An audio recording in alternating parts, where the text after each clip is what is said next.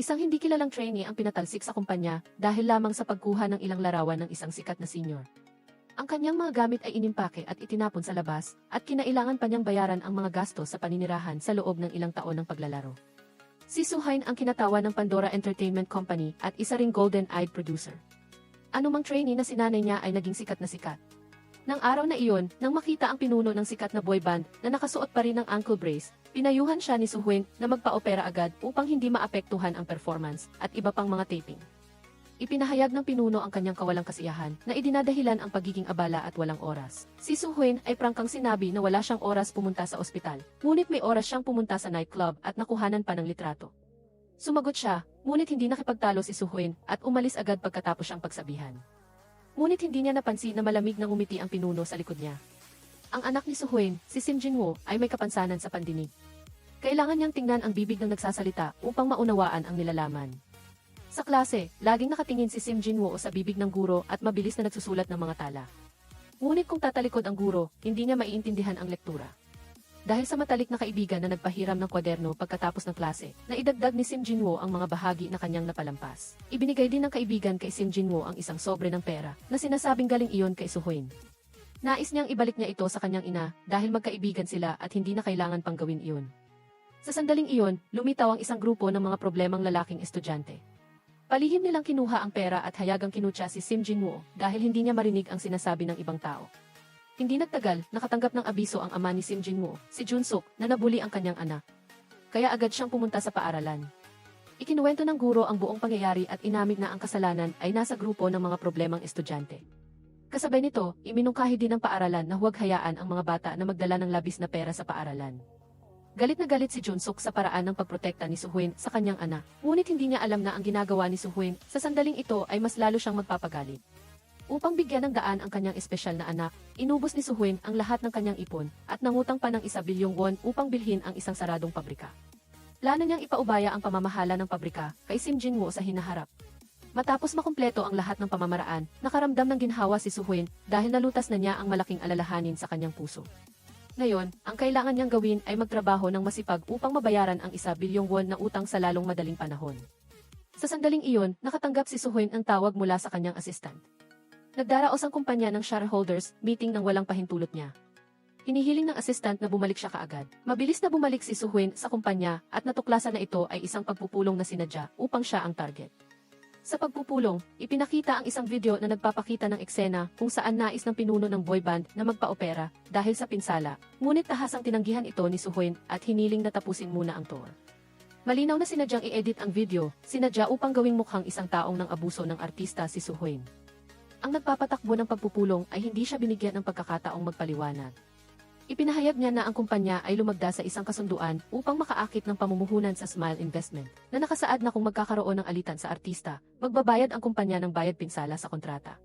Naroroon din sa pulong ang kinatawan ng Smile Investment, si Representative V, at agad na iminungkahi sa lahat na bumoto para sa pagpapatalsik kay Suhain.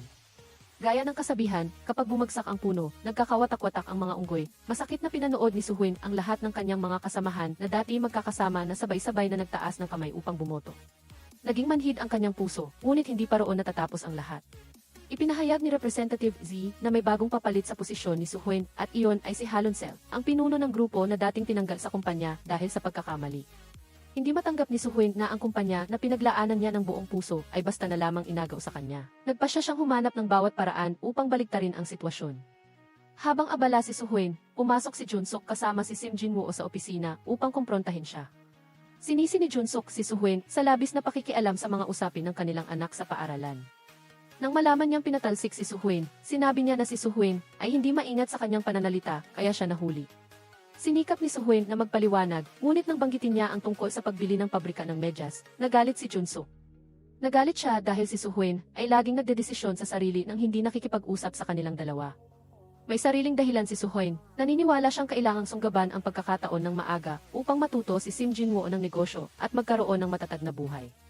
Iginigit din niya na ang pagbibigay ng pera sa kaibigan ni Sim Jinwoo ay para maintindihan ng kanyang anak ang responsibilidad ng isang amo na magbayad ng sweldo sa kanyang mga empleyado. Hindi matanggap ng mag-asawa ang pananaw ng isa't isa at lalong naging mainit ang kanilang pagtatalo. Galit na tinanggal ni Sim Jinwoo ang kanyang hearing aid, nagpa siyang hindi na makinig sa anumang sinasabi ng kanilang dalawa. Hiniling ni Jun-suk kay Soo-hyun na manatili sa kanyang posisyon sa kumpanya dahil ito ang kumpanyang itinatag niya. Sa lalong madaling panahon, babalik siya, ngunit si Soo-hyun ay nag-iisa na ngayon. Patuloy na pinipilit ng dalawang onsel siyang lumikas agad sa opisina. Sa labas, sinabi ng kumpanya na ito ay bayad pinsala, kaya sinabihan si Soo-hyun na isama ang isang trainee na nagngangalang Eugene Woo. Mula pagkabata, dinala si Eugene Woo ng kanyang ina sa isang entertainment company dahil sa kanyang likas na talento sa pag-awit at pagsasayaw. Ngunit habang lumalaki, unti-unting kumupas ang kanyang kinang bilang child star. Naging pabaya siya sa pagsasanay na naging dahilan upang bumaba ang kanyang performance at hindi sapat ang kakayahan para makasama sa grupo. Upang mabuhay, palihim na kinukuhanan ni Eugene Woo ng litrato ang mga sikat na senior at ibinebenta sa pahayagan o nangangalap ng mga chismis sa kumpanya upang ilabas sa labas. Natuklasan ang mga gawaing ito ng direktor at nagpasya siyang tapusin ang kontrata at hiningi kay Eugene Woo na umalis kaagad sa dormitoryo ng kumpanya. Hindi lang iyon, kailangan ding pasanin ni Eugene Woo ang utang na 200 milyong won na hiniram ng kanyang ina sa kumpanya. Noon, ipinagkatiwala siya ng kanyang ina sa kumpanya at pagkatapos ay nawala, paminsan-minsan lang lumalabas para humiram ng pera.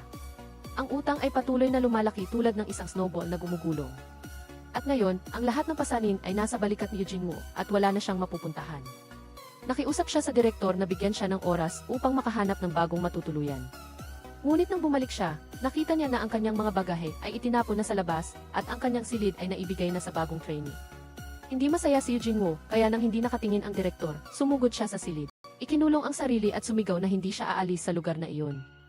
Narinig niyang patuloy na kumakatok ang direktor sa labas at biglang lumitaw sa isip ni Eugene Woo ang mga nakakatakot na larawan.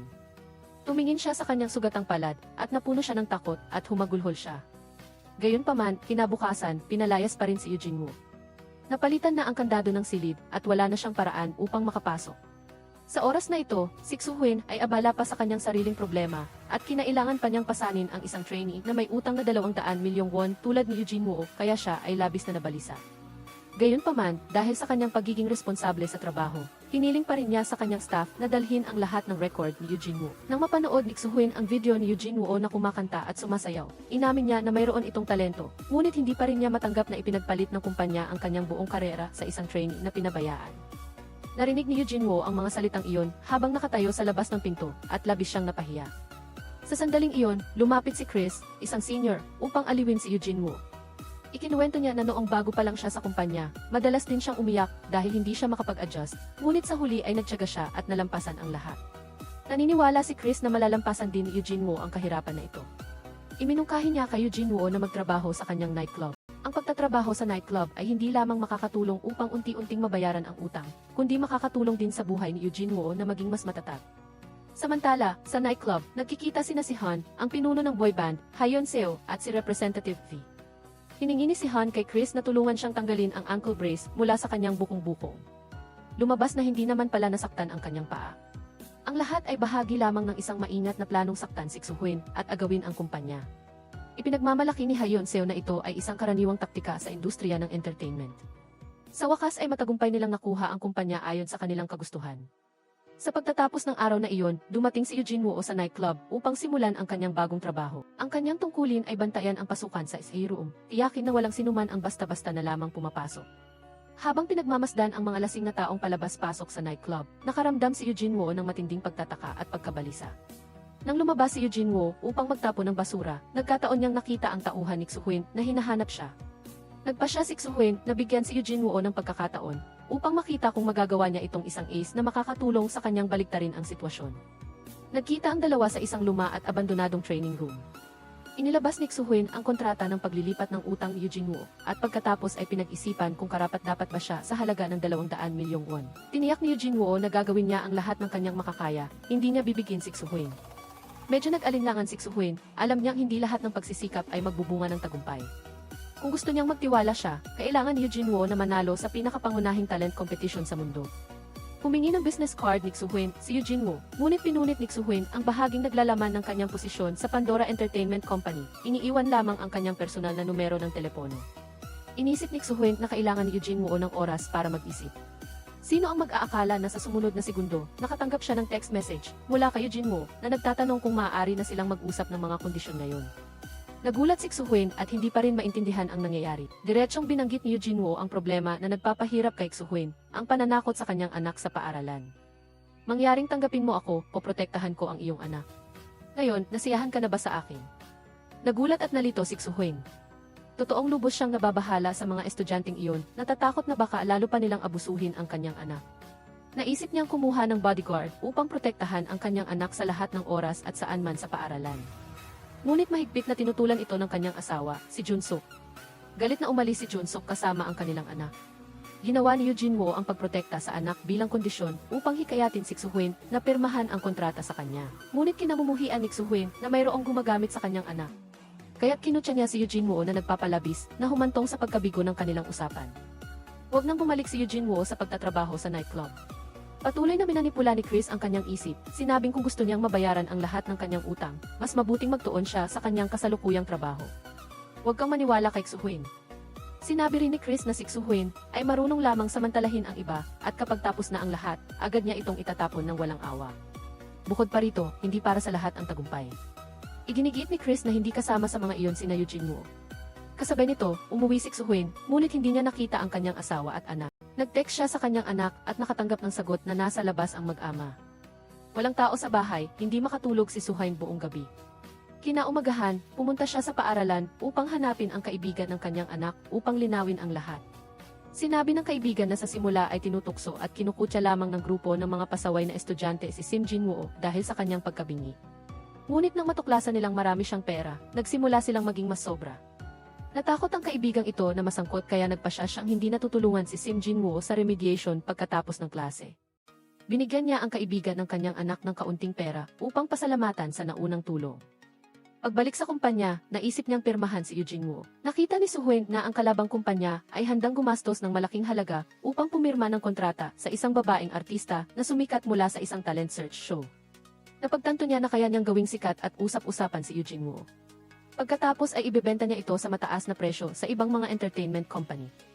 Agad niyang tinawagan ang kanyang subordinate, humiling na kolektahin ang lahat ng detalyadong impormasyon tungkol kay Eugene Wo. Natuklasan ni Xuhuin na si Eugene Wo ay naging kwalipikado upang mag-debut sa isang grupo, ngunit bigla itong nawala ng walang malinaw na dahilan na nagdulot ng pagkabigo sa debut plan ng grupo. Bukod pa rito, ang ina ni Eugene Wo ay madalas na nangungutang sa kumpanya na may tambak na utang. Lalo pang naging interesado si Xuhuin kay Eugene Wo habang naghahanap siya, kaya muli niya itong kinontak para makipagkita. Gusto niyang lubusang maintindihan si Eugene Wo bago magpasya na pirmahan ang kontrata. Nagmungkahi si Xuhuin na makipagkita sa ina ni Eugene Wo at kunin ang address ng bahay na dati nang inirehistro ng ina ni Eugene Wo. Magkasama silang pumunta sa address na iyon, ngunit natuklasan nilang matagal nang lumipat ang ina ni Eugene Wo. Nakatayo sa harap ng pamilyar na lugar, naalala ni Eugene Wo ang malulungkot na alaala ng kanyang pagkabata. Noong siya ay 8 taong gulang, ang kanyang talento sa musika ay maaga nang nagpakita. Sa isang beses lang napakikinig, kaya niyang kantahin ito ng tumpak at samahan ito ng angkop na mga galaw sa sayaw.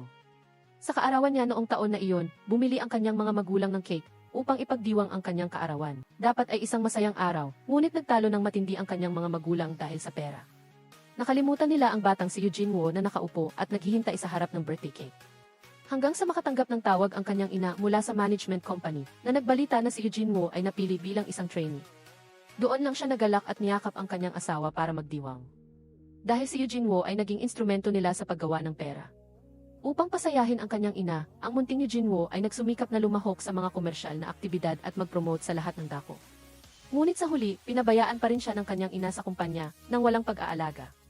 Sa street, nakatanggap ng tawag si Xuhuin mula sa kanyang kapatid na babae. Ipinaalam niya na inilipat niya ang kanilang ina na may dementia sa isang bagong nursing home. At hiniling kay Xuhuin na bayaran ang mga gastos sa paggamot.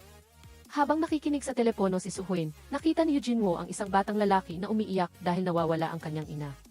Upang aliwin ang bata, humiram si Eugene Wo ng gitara sa isang dumadaan at kumanta.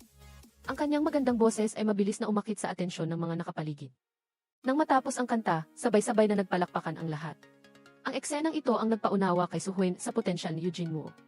Nagtataka siya kung bakit si Eugene Wo ay nasa kumpanya ng 0 taon, ngunit nanatili pa rin sa isang hindi prominenteng posisyon. Ngunit hindi rin naman siya nahuli hanggang sa punto na maalis, tulad ng isang estudyanteng sadyang pinipigilan ang kanyang mga marka sa pagsusulit. Ipinaliwanag ni Eugene Wo na mula sa kanyang mga karanasan noong bata pa siya, bumuo siya ng isang panuntunan para mabuhay. Ang pagiging napakahusay ay itatapon, ngunit kung manatili sa average, hindi masyadong outstanding at hindi nagkakamali, makakaligtas. Kaya, sa kumpanya, hindi siya kailanman nagpakitang gilas. Pagkatapos, dinala ni Xuhuin si Eugene Wo sa pinagtatrabahuhan ng kanyang ina. Ngunit sa kasamaang palad ay matagal na itong nag-resign at walang paraan ang mga tao doon upang makipag-ugnayan sa kanya. Wala nang ibang paraan.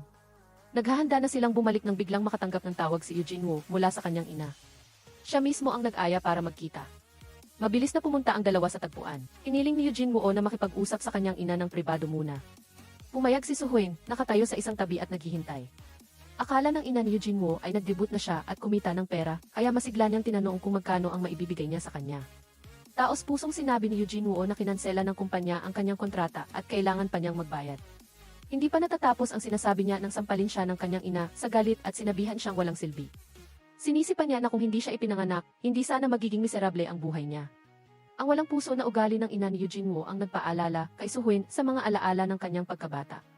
Dinala ng kanyang ama ang ibang babae sa bahay at pinalayas ang kanilang mag-ina. Nang tanungin niya ang kanyang ama kung bakit siya napakawalang puso, sabi niya na kung hindi siya ipinanganak ng kanyang ina, hindi niya sana ito pinakasalan. Lubos na naunawaan ni Suhuin ang sitwasyon ni Eugene Wu.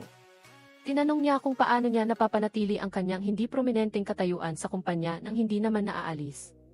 Sinabi ni Eugene Wu na napakasimple lang iyon. Dahil madali niyang makita ang estilo na gusto ng mga coach. Ang pagtatanghal ng bahagya lamang ay makakakuha na ng kinakailangang marka. Pagkarinig sa sagot ni Eugene Wu, agad na nagdesisyon si Suhuin.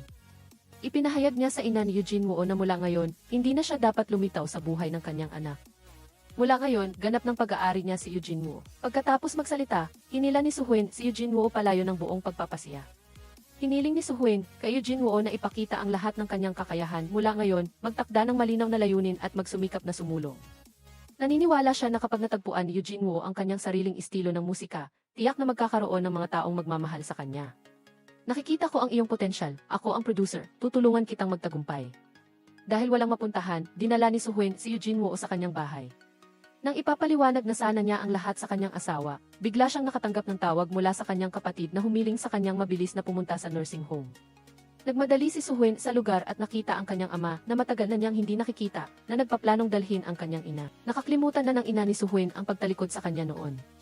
Sa kabila ng pagpigil ng kanyang kapatid na babae, iginiit pa rin niyang sumama sa asawang lagi niyang minamahal.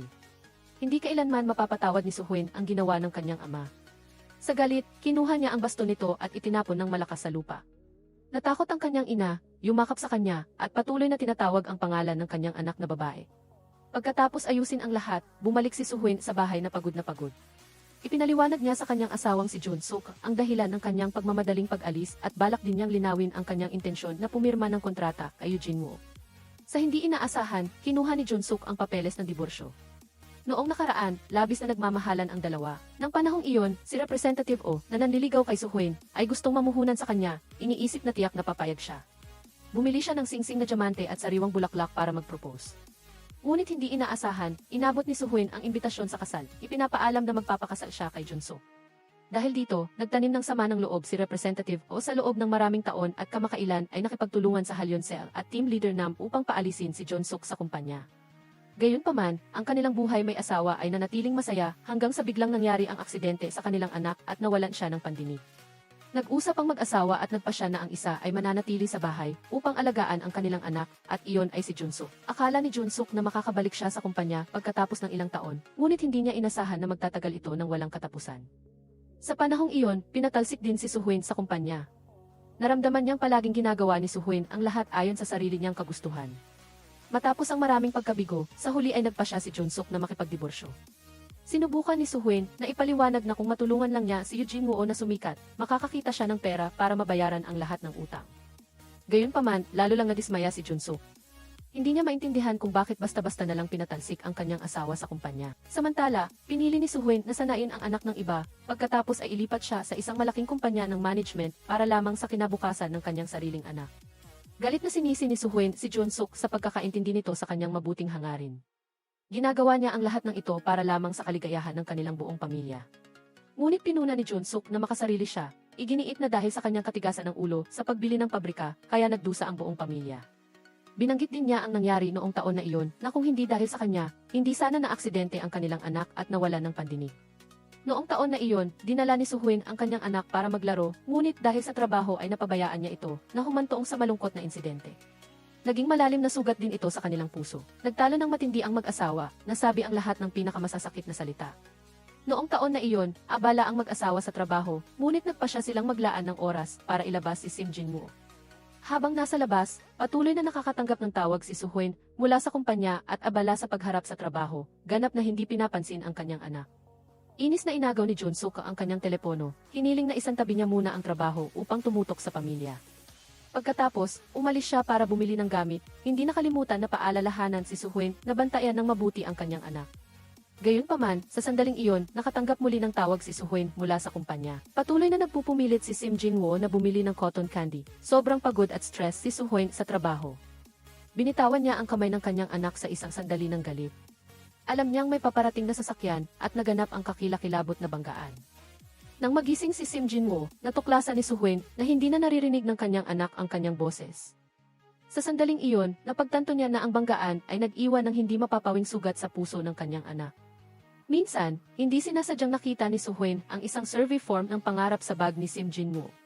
Doon, isinulat ng batang lalaki na gusto niyang maging direktor ng kumpanya, tulad ng kanyang ina. Hawak ang survey form ng pangarap, tinuruan ni Suhwen, si Sim Jinwoo na mula ngayon ay kailangan niyang matutong basahin ang bibig ng ibang tao upang malaman kung ano ang kanilang sinasabi. Nangako siyang tutulungan ang kanyang anak na matupad ang pangarap nitong maging direktor ng kumpanya. Kinabukasan, dinala ni Suhwen si Sim Jinwoo upang bisitahin ang pabrika ng medyas. Masiglang tinanggap ng mga manggagawa ang magiging direktor. Hindi komportable na isinuot ni Sim Jinwoo ang protective gear at tiningnan ang makinarya, ganap na napasama sa isang awkward na sitwasyon. Gayunpaman, hindi pa rin pinansin ni Suhwen ang damdamin ng kanyang anak, iniisip na tinutulungan niya ang kanyang anak na matupad ang kanyang pangarap. Sa bahay, naglagay si Junsuk ng maliit na kama sa kwarto para matulog ng mag-isa. Bago lumabas, sinabihan niya si Sim Jinwoo na asikasuhin ang sarili niyang tanghalian at kumain ng kahit anong nasa refrigerator. Sa gabi, kumain ang tatlong miyembro ng pamilya kasama si Jinwoo. Inutusan ni Suhwen si Jinwoo na simula bukas ay pumasok sa parehong paaralan ng kanyang anak at makinig ng mabuti sa mga lektura at tulungan si Sim Jinwoo sa kanyang mga aralin. Nagduda si Junsuk sa kakayahan ni Jinwoo dahil paminsan-minsan lang siyang pumapasok sa paaralan noon. Naniwala siyang hindi siya kwalipikado upang maging tutor. Ngunit naniniwala si Suhwen na kung naroon si Jinwoo upang protektahan ang kanyang anak, hindi na ito mabubuli pa. Pagkatapos, hiniling ni Suhwen kay Junsuk na gamitin ang kanyang kasanayan bilang isang producer upang tulungan si Jinwoo na manalo sa paligsahan sa paghahanap ng talento. Nagbiro si Junsuk na naging house husband siya sa loob ng 0 taon kaya nakalimutan na niya kung paano maging producer. Gayunpaman, habang natutulog si Suhwen, palihim niyang kinuha ang tablet nito upang planuhin ang landas sa pag-unlad na angkop para kay Jinwoo. Sa gabi, palihim na lumabas si Jinwoo upang magtrabaho ng part-time sa nightclub, iniisip na walang makakakita. Ngunit hindi niya alam na natuklasan ni Sim Jinwoo ang lihim na ito. Sa nightclub, dinalhan ni Chris ng pagkain si Jinwoo at pinagbato sa kanya na ang mga resulta ng talent search programs ay nakaprograma na. Ang iba ay ginagawa lamang ito. Pinayuhan niya si Jinwoo na huwag maniwala sa mga pangako ni Suhwen, ngunit sa halip ay pagsikapan ang kanyang sariling paraan sa buhay. Ginabi si Jinwoo sa pag-uwi at kinabukasan ay walang awa siyang ginising ni Junsuk. Mahigpit niyang pinapaalalahanan na sa bahay na ito ay walang pagtulog ng matagal at kailangan niyang gumising ng maaga upang tumulong sa paggawa ng almusal. Antok na bumaba si Jinwoo sa kusina, ngunit napakawalang silbi, hindi niya alam kung ano ang gagawin na ikinagalit ni Junsuk. Gupitin mo pa ng mas manipis, ilang beses ko na bang sinabi sa iyo? Pagkatapos ng almusal, pumunta siya sa paaralan kasama si Sim Jinwoo. Sa daan, isang kasamahan ni Jinwoo ang humabol at kusa silang sinamahan. Ipinakilala rin niya kay Sim Jinwoo na kaibigan siya ni Jinwoo. May kabaitan niyang inakbayan ang dalawa na ikinahiya ni Sim Jinwoo sa unang pagkakataon na mayroon siyang malapit na pakikipag-ugnayan sa isang babae. Sa klase, nakinig si Jinwoo sa lektura na parang nakikinig sa isang banal na kasulatan, hindi niya naiintindihan ang anuman at hindi rin niya alam kung paano kumuha ng tala. Gayunpaman, mayroon siyang sariling paraan. Nag-ipon si Jinwoo ng maraming souvenir ng mga bituin mula sa kanyang dating kumpanya at ginamit ang mga ito upang makipagpalit sa mga notebook ng mga kaklase niya. Pagkatapos, ibinigay niya ang mga talang ito kay Sim Jinwoo para pag-aralan. Bago pa matapos ang klase, nakatanggap si Jinwoo ng tawag mula kay Suhwen na sinasabi na pumunta siya sa practice room. Inimbitahan ni Suhwen ang kanyang matalik na kaibigan na si Jinhwa upang maging vocal coach ni Jinwoo, kasama si Junsuk, ang dating legendary producer. Naniniwala siya na sa tulong ng dalawa, gagawin niyang superstar si Jinwoo. Humingi ang tatlo ng isang maikling pagtatanghal mula kay Jinwoo. Matapos marinig siyang kumanta, medyo nasiyahan si Suhwen at Jinhwa, ngunit nadama ni Junsuk na walang natatanging tampok si Jinwoo. Naniwala siya na kahit gaano kaganda ang kanyang pagkanta, kung wala siyang ngiti sa kanyang mukha, walang sinuman ang magkakagusto sa kanya. Pagkatapos ng ensayo, bumalik si Eugene Woo sa paaralan at nagkataong nakasalubong ang grupo ng mga estudyanteng madalas manakot kay Sim Jin Woo na handang gumawa ng gulo. Agad na humarap si Eugene Woo upang pigilan sila. "Huwag kang lumapit, baliw ka ba? Naku, ang cute mong kaibigan." Isang tensyonadong sitwasyon ang mahusay niyang naresolba sa isang napaka-espesyal na paraan. Upang maitatag ang reputasyon ni Eugene Woo, lumapit si Soo-hyun sa producer ng talent search show at ikinuwento ang natatanging istorya ni Eugene Woo, binibigyang diin na mayroon siyang espesyal na kalagayan at kakaibang personalidad. Naniniwala siya na magugustuhan ng show ang mga contestant na maaaring lumikha ng mainit na usapan. Nagpakita ng matinding interes ang producer matapos marinig ang istorya ni Eugene Woo. Ngunit hiniling niya kay Soo-hyun na isama ang ina ni Eugene Woo sa show upang higit na bigyang diin ang personal na istorya at upang malaman ang higit patungkol sa nakaraan ni Eugene Woo. Inutusan ni Soo-hyun ang mga empleyado ng kumpanya na imbestigahan ang lahat ng impormasyon na may kaugnayan sa kanya, kasama na ang mga detalye ng kanyang pagkabata. Sa proseso ng paghahanap, aksidenteng natuklasan ng staff ang isang notebook ng pagsisisi. Ang bawat pahina ay puno ng mga linya ng paghingi ng tawad. Nang malaman ito, agad na nakipagkita si Soo-hyun sa tiyahin ni Eugene Woo. Ipinaliwanag niya ang kanyang hangarin na tulungan si Eugene Woo na muling itayo ang kanyang karera. Mula sa simula, ginagawa siyang isang malaking bituin. Inaasahan niya na ang pamilya ay makapagbahagi pa ng higit patungkol sa nakaraan ni Eugene Woo, lalo na ang mga hindi pa nalalamang lihim. Naniwala siya na napakahalaga nito dahil dati, tuwing katapusan ng linggo, nakatira si Eugene Woo sa kanilang bahay. Nang marinig ni Eugene Woo na nais siyang tulungan ni Soo-hyun, lubos na nagulat ang kanyang tiyahin. Ang ganoong klaseng bata, magtatagumpay din. Kasabay nito, sina Sim Jin Woo, Eugene Woo, at ang kanilang kaibigan ay nasa bahay upang ipagdiwang ang kaarawan ni Junsook. Bumili ang tatlong bata ng cake at pritong manok at sabay-sabay silang kumanta ng Happy Birthday. Bilang mga artista, kailangan ni Eugene Woo at ng kaibigan na kontrolin ang kanilang dieta, kaya't tanging maaari lamang silang maglaway habang pinapanood si Junsook na kumakain ng masarap. Pinayuhan ni Junsook ang dalawa na okay lang kung minsan ay lumihis sila sa kanilang dieta, hindi na nila mapigilan ang kanilang cravings. Bawat isa ay kumuha ng drumstick ng manok at nagsimulang kumain ng masarap. Nakita ng kaibigan ang gitara at nakiusap kay Junsook na tumugtog ng isang kanta. Gayunpaman, maraming taon nang hindi nahawakan ni Junsook ang gitara, aya't mariin siyang tumanggi. Umupo sa tabi si Sim Jin Woo at pinanood ang kanyang mga kaibigan na nagbibiro at natawa rin siya, ang kanyang mga mata ay puno ng kagalakan. Pagkatapos kumain, umupo ang tatlong bata sa sofa at nagkwentuhan. Iminungkahi ng kaibigan na gumawa sila ng dance challenge video. Hindi naintindihan ni Sim Jin Woo ang ibig sabihin nito na nagpatawa kay Eugene Woo. Nagulat si Junsook nang makita ang ngiti ni Eugene Woo, napagtanto niyang nagkamali siya sa paghusga marunong din pala ngumiti si Eugene Woo. Nang bumalik si Soo-hyun, sinabi sa kanya ni Junsook na handa siyang tulungan at sanayin si Eugene Woo ng seryoso. Ngunit nalungkot si Soo-hyun at sinabing may ilang problema. Ikinuwento niya ang nalaman niya mula sa tiyahin ni Eugene Woo na mayroon itong sakit sa pag-iisip. Samantala, palihim na nagtatrabaho ng part-time si Eugene Woo sa nightclub. Sa pagkakataong ito, binigyan ni Chris si Eugene Woo ng isang espesyal na gawain, maging driver ng isang mayamang batang lalaki. Ang taong ito ay naaresto na noon dahil sa paggamit ng iligal na sangkap. Kahit na nasa ilalim pa rin ng investigasyon, nakatakas pa rin siya para mag-party. Inutusan ni Chris si Eugene Woo na ihatid lamang ang batang lalaki sa itinakdang lokasyon at binalaan din siya na huwag titingin sa mukha o makipag-eye contact sa kanya. Kahit anong tunog ang marinig niya, kailangan ni Eugene Woo na manatiling kalmado at magpatuloy sa pagmamaneho. Sinunod ni Eugene Woo ang sinabi ni Chris, nakatuon sa pagmamaneho nang hindi sumisulyap sa likuran.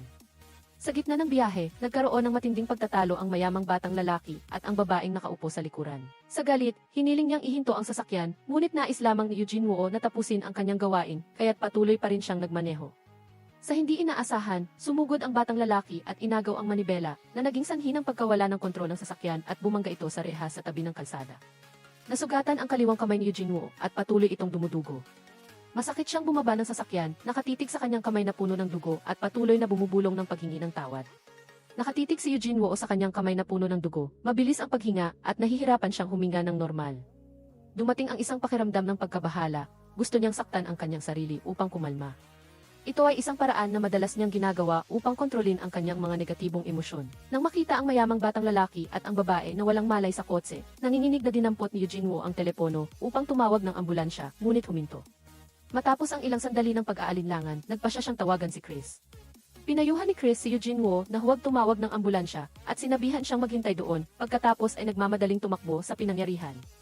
Pagkatapos noon, dinala ni Chris ang mayamang batang lalaki sa ospital. Lumuhod siya sa harap ni Halyoncel upang aminin ang kanyang kasalanan. Galit na tinanong ni Halyoncel kung sino ang nagmamaneho. Nagsinungaling si Chris na siya ang driver.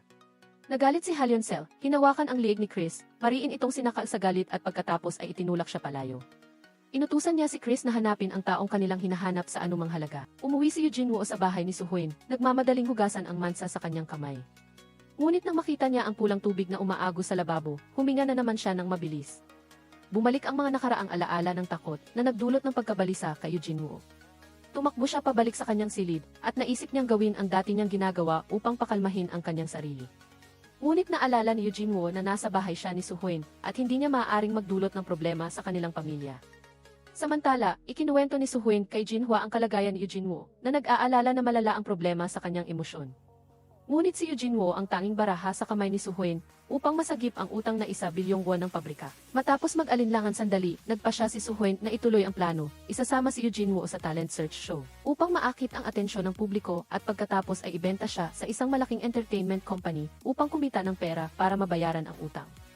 Matapos ang isang araw na pagsusuri, nakita niya ang marka ng dugo at naniwala siyang ang kailangan niyang gawin ngayon ay tulungan si Eugene Woo na mabilis na mag-debut upang makalabas na siya sa kanilang bahay sa lalong madaling panahon. Maiwasan ang anumang hindi inaasahang insidente habang narito pa siya. Kinuha ni John Suk ang recording equipment set, masiglang idineklara ni Jinhwa na magsasama-sama muli ang legendary trio. Sabay-sabay nilang pinanood ang mga performance video ni Eugene Woo mula pagkabata hanggang paglaki. Natuklasan nila na sa bawat pagtatanghal, hindi tumitingin si Eugene Woo sa lens ng kamera, kundi ang kanyang tingin ay laging naglilibot na parang may hinahanap. Nahulaan ni Suhuin na ang hinahanap niya ay ang kanyang ina. Sinabi ni Eugene Woo na sa tuwing nasa entablado siya, pakiramdam niya ay hinuhusgahan siya kung mahusay ba ang kanyang ginagawa.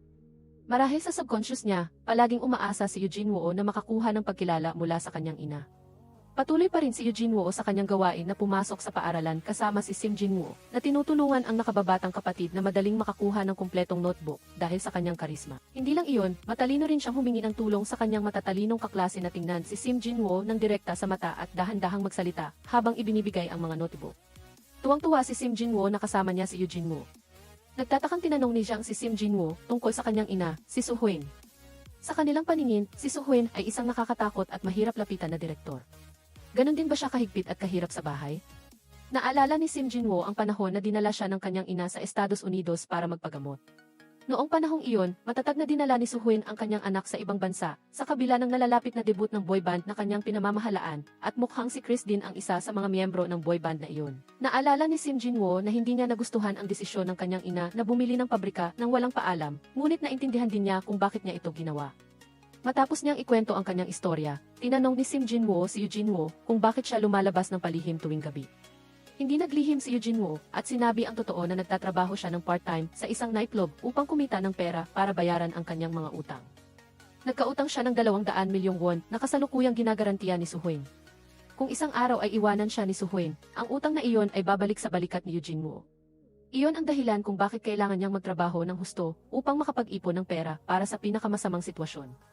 Nagtataka si Sim Jin Woo kung bakit naging bodyguard niya si Eugene Woo. Ipinaliwanag ni Eugene Woo na nagsimula ang lahat ng matanggap niya ang business card ni Suhuin. Nang masabi niya ito, biglang naalala ni Eugene Woo ang isang seryosong problema. Kagabi, naiwan niya ang business card ni Suhuin sa pinangyarihan ng aksidente sa kotse. Sa sandaling iyon, nakatanggap si Eugene Woo ng text message mula kay Suhuin na humihiling sa kanya na pumunta agad sa practice room. Sa practice room, binalak ni Suhuin, Jun Suk at Jinhwa na sanayin siya sa mataas na tono ng boses. Pinili nila ang mga pinakaangkop na kanta para makamit niya ang tagumpay sa elimination round ng talent search show. Nang gabing iyon, palihim na umalis si Eugene Woo ng bahay upang magtrabaho ng part-time sa nightclub. Sa ilalim ng matatalim na tingin ni Sim Jin Woo, nakita rin ni Suhuin ang eksena at akmang magsasalita upang pigilan ito, ngunit hinila siya ni Jun Suk. Hinila ni Jun Suk si Suhuin upang sundan sila. Sinundan nilang dalawa si Eugene Woo hanggang sa nightclub at natuklasan na nagtatrabaho si Eugene Woo ng part-time doon. Sa panahong iyon, sinabi ni Eugene Woo kay Chris na nakalimutan niya ang business card sa pinangyarihan ng banggaan. Nag-aalala siya na magdulot ito ng problema kay Suhuin. Ngumiti si Chris, nagbibiro na kung talagang ipatawag si Suhuin ang pulisya. Ayos lang iyon at sinabihan si Eugene Woo na huwag mag-alala. Hindi nagtagal pagka-uwi ni Suhuin at Jun Suk, narinig nila ang pagdating ni Eugene Woo sa kanyang silid. Palihim silang nakatayo sa labas ng pinto, sumisilip at lubhang nagulat nang makita si Eugene Woo na baliw na kumakain ng napakaraming pagkain. Kinabukasan, tinanong ni Suhuin si Eugene Woo kung mayroon siyang inililihim. Nang makitang hindi umamin si Eugene Woo, pinayuhan niya itong pag-isipan ng mabuti ang kanyang kinabukasan at huwag lumihis ng landas. Kasabay nito, hinanap ni Junsuk si Jae-young upang tanungin kung may mga ugali si Eugene Woo na sinasaktan ang sarili.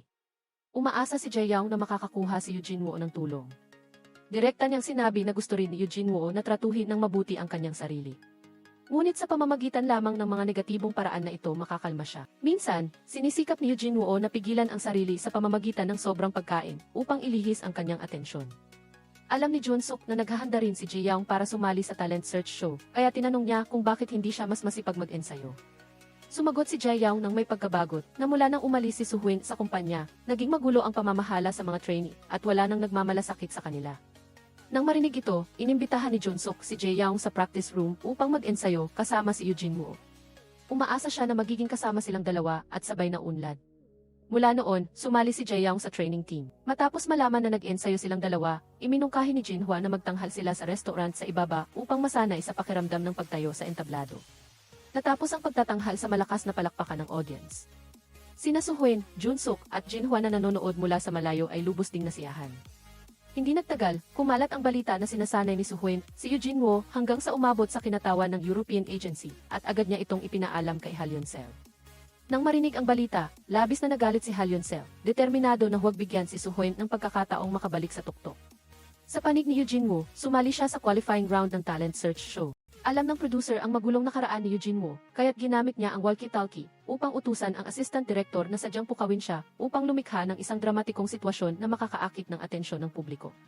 Patuloy na sinisiyasat ng assistant director ang relasyon ni Eugene Woo at ng kanyang mga magulang, pinipilit siyang detalyadong ikwento ang kanyang pagiging inabandona. Dahil sa mga tanong na iyon, humingal si Eugene Woo, bumilis ang tibok ng puso, at muling bumalik ang pakiramdam ng pagkaipit at kawalan ng pag-asa. Upang maiwasan ang pagkawala ng kontrol sa harap ng publiko, nagmamadali siyang tumakbo sa banyo upang subukang kumalma.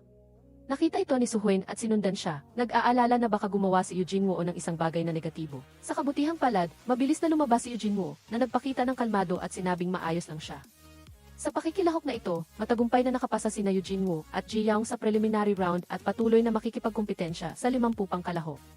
Dinala ni Soo-hyun ang dalawa sa lugar ng pangalawang elimination round at nagkataong nakasalubong si Chris na nagdadala ng mga trainee ng kanyang kumpanya para makipagkumpetensya.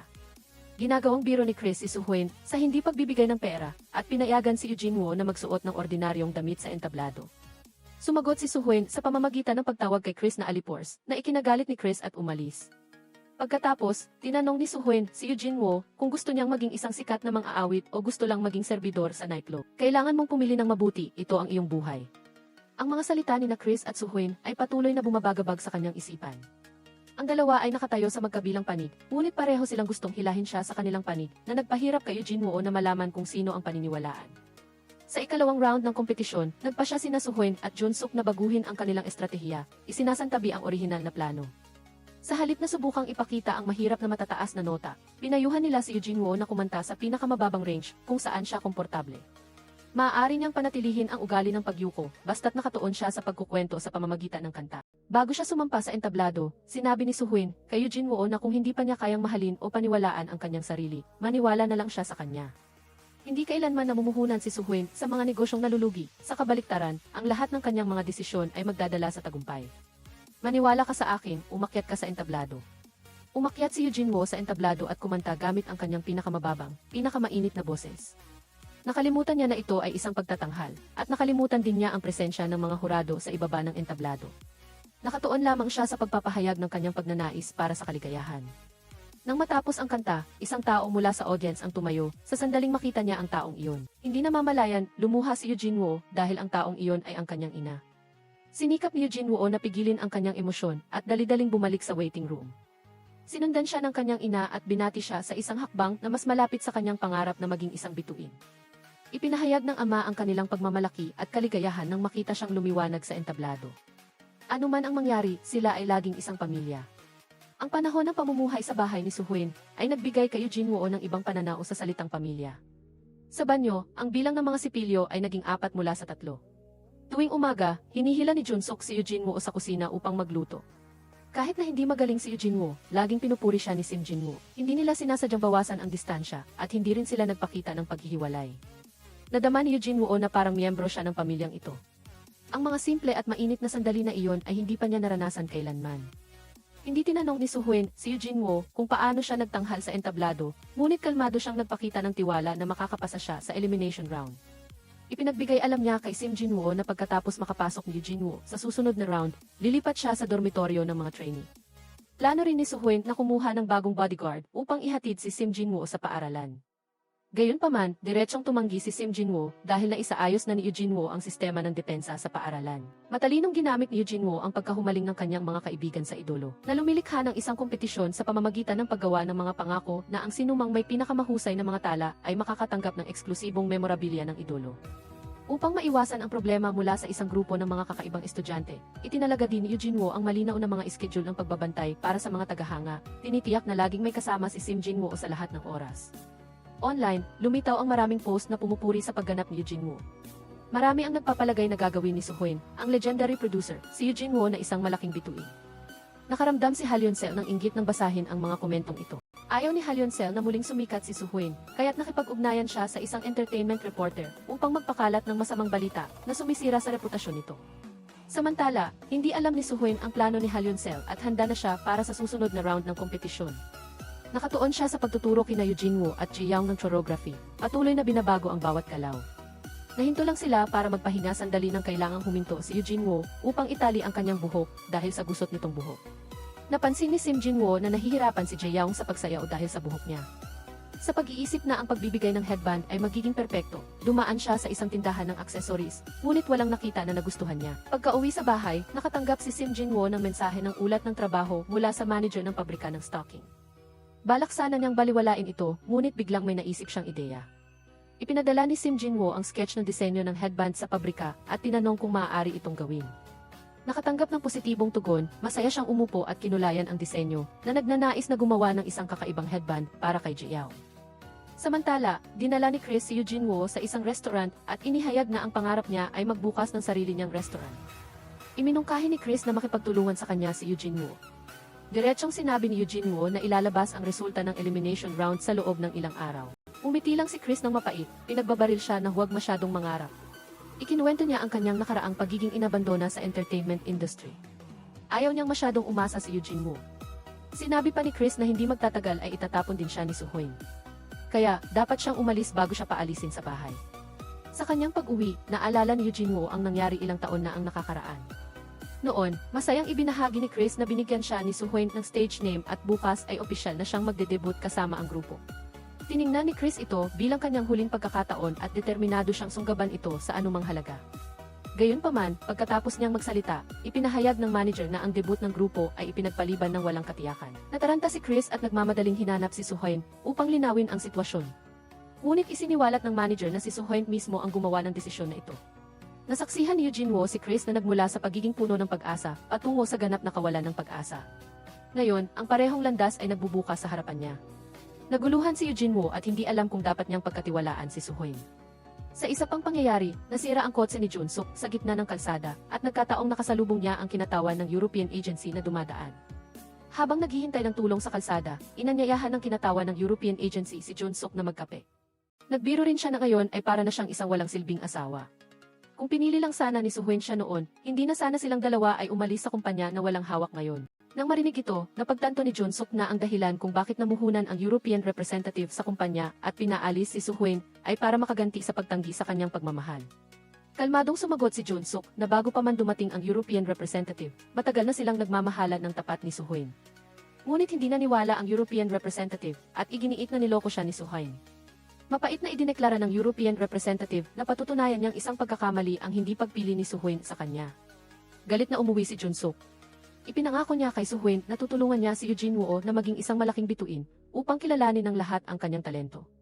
Umiti lang ng bahagya si Suhuen, basta't ilaan ni Junsuk ang kanyang puso at kaluluwa sa planong ito, tiyak na magtatagumpay sila. Upang si Eugene Wo ay makapaglaro ng buong puso ng walang abala, kusa si Suhuen na nakipagkita kay Chris. Direkta niyang sinabi na buong buhay niya siyang nagsikap na sanayin si Eugene Wo para maging isang bituin, kaya umaasa siyang hindi makikialam si Chris sa desisyon ng binata. Sumablay ng may pagkabigo si Chris. Ipinaalala niya kay Suhuen na noong araw, siya rin ay buong buhay na nagbigay ng tiwala sa kanya, ngunit sa huli ay iniwan siya ng walang awa. Mapait na sinabi ni Chris na natuto siya ng mahalagang aral mula doon at hinding-hindi na magtitiwala pa sa sinuman. Idiniin din ni Chris na siya lamang ang nakakaalam sa masakit na nakaraan ni Eugene Woo, kaya ayaw niyang makita si Eugene Woo na masaktan pa muli. Noong taon na iyon, aksidenteng nakita ni Chris si Eugene Woo noong bata pa siya na nakaupo ng nakakulong mag-isa sa sulok ng silid, patuloy na kinakamot ang kanyang braso. Upang matulungan si Jin Woo na kumalma, dahan-dahang inakay siya ni Chris upang kumain ng tinapay at tinuruan siyang sumakay ng bus. Sa panahong iyon ng pagtutulungan, naging mahalagang emosyonal na suporta ang isa't isa. Ngayon, nais ni Chris na magbukas ng isang restaurant kasama si Eugene Woo upang matulungan siyang makamit ang tunay at matatag na tagumpay. Sa harap ng hangaring iyon ni Chris, hindi nakipagtalo si Soo-hoon, ngunit mahinahon lamang na binuksan ang speaker ng tawag mula sa producer ng pre-selection program. Patalastas na matagumpay na nalagpasan ni Eugene Woo ang paligsahan at nakapasok na sa susunod na round. Kumpiyansa si Soo-hoon na pipiliin ni Eugene Woo na ipagpatuloy ang kanyang hilig sa musika at entablado kung saan siya nabibilang. Ngunit pumiti lamang si Chris nang may kahulugan at sinabing ang talento ni Eugene Woo ay hindi kinakailangang pumanig kay Soo-hoon. Walang kamalay-malay sa pag-uusap ni Chris at Soo-hoon, kasalukuyang namimili si Eugene Woo kasama sina Sim Jin Woo at Ji Young. Masayang ipinakita ni Sim Jin Woo ang card na ibinigay ng kanyang ina at sinabi ni Soo-hoon na malaya silang pumili ng anumang gusto nila. Masayang sinubukan ng tatlo ang iba't ibang damit, at sa huli ay umuwi sa kanilang practice room na may dalang mga paboritong pinamili. Naghihintay sa kanila ang isang lugar na pinalamusan ng mga bulaklak at confetti. Masiglang binati ni Soo-hoon at ng lahat sina Eugene Woo at Ji Young sa matagumpay nilang pagpasa sa huling round. Sa sandaling iyon, nagring ang telepono ni Soo-hoon, tumawag ang isang pamilyar na reporter para ipaalam na nakatanggap sila ng isang video na nagpaparatang na sadyang pinahirapan ni Soo-hoon ang dating leader ng isang boy band. At alam din niya kung sino ang nagsumbong, kung hindi ito malinaw bago mamayang gabi, ang balitang ito ay ilalabas sa 7 ng umaga kinabukasan. Agad na pinaglabas ni Soo-hoon ang tatlong bata at ibinalita kina Jun-suk at Jin Woo. Ipinaliwanag niya na ang video na ito ay pinutol at pinagsama para gawing ebidensya laban sa kanya, katulad ng pangyayari na nagpaalis sa kanya sa kumpanya noon. Sinabi ni Jun-suk na ang tanging paraan upang malinawan ang sitwasyon ay hanapin ang orihinal na video at imbestigahan kung sino ang nag-shoot nito. Agad na nakipagkita si Soo-hoon sa leader ng boy band para magtanong. Gayunpaman, pinilit ng taong ito na wala siyang alam at tumangging magbigay ng anumang kapaki-pakinabang na impormasyon. Samantala, pumunta si Jun-suk sa dating entertainment company at humiling na makita ang surveillance camera footage noong araw na iyon. Gayunpaman, tumanggi ang manager ng kumpanya na nagsasabing kailangan ng pahintulot mula kay Kinatawan Lee upang makita ang kamera. Habang nagbabangayan ang dalawang panig, lumitaw si Kinatawan Lee. Dahil sa sama ng loob kay Soo-hoon, labis na hindi nasisiyahan si Kinatawan Lee. Para sa kanya, ang pagharap kay Soo-hoon ay dahil lamang sa selos matapos tanggihan ang kanyang damdamin. Hindi niya kailanman inakala na saktan si Soo-hoon sa ganitong paraan. Sa tulong ni Kinatawan Lee, napanood ni Jun-suk at Soo-hoon ang surveillance camera footage at natuklasan na si Eugene Woo ang nag-shoot ng video. Samantala, nakipagkita si Eugene Woo kay Chris para tanggihan ang alok na magbukas ng restaurant. Nais niyang ipagpatuloy ang paligsahan dahil mahal niya ang pag-awit at pangarap niyang tumayo sa entablado. Nakita ang pagiging matatag ni Eugene Woo, walang nagawa si Chris kundi ilabas ang kanyang huling baraha. Naglahad siya na nagbayad siya ng 5 milyong won para kunan ni Eugene Woo ang video na iyon at ito mismo ang ebidensya na nagpaalis kay Soo-hoon sa kumpanya. Nagulat si Eugene Woo. Noong panahong iyon, sinabi lang ni Chris na kailangan niyang kumuha ng litrato ng ilang miyembro ng boy band para kapalit ng pera. Hindi niya binanggit na madadamay si Soo-hoon. Walang pakialam na inamin ni Chris na ang mga video at larawan ay ginamit upang saktan si Soo-hoon noong siya ay sinibak. Si Eugene Woo ang pinagmulan ng kanyang kapahamakan. Patawarin ba siya ni Soo-hoon? Binalaan ni Chris si Eugene Woo na kung malalaman ni Soo-hoon ang katotohanan, tiyak na iiwanan niya ito. Kaya, mas mabuti na kusa siyang umalis sa bahay ni Soo-hoon bago pa siya paalisin. Sa sandaling ito, biglang lumitaw sina Soo-hoon at Jun-suk. Inalis ni Soo-hoon ang kamay ni Chris mula sa balikat ni Eugene Woo. Direkta niyang inamin na nawasak ang kanyang karera dahil sa video na palihim na kinunan ni Eugene Woo. Ngunit kalmado niyang idinagdag, anong pakialam niya? Ako pa rin ang magpapasikat kay Eugene Woo sa entablado. Bago pa makapag-react si Chris, inakay na nina Soo-hoon at Jun-suk si Eugene Woo palayo. Tatlo silang naglakad ng may kumpiyansa sa abalang kalsada, humaharap sa hinaharap ng may tapak. Pagkatapos, ipinadala ni Soo-hoon ang orihinal na video sa entertainment reporter. Mabilis na nabunyag ang maling chismis. Nakatanggap ang High On Sale ng mensahe mula sa reporter na ang video ay sadyang binago, kaya hindi sila makapag-post ng paninira kay Soo-hoon.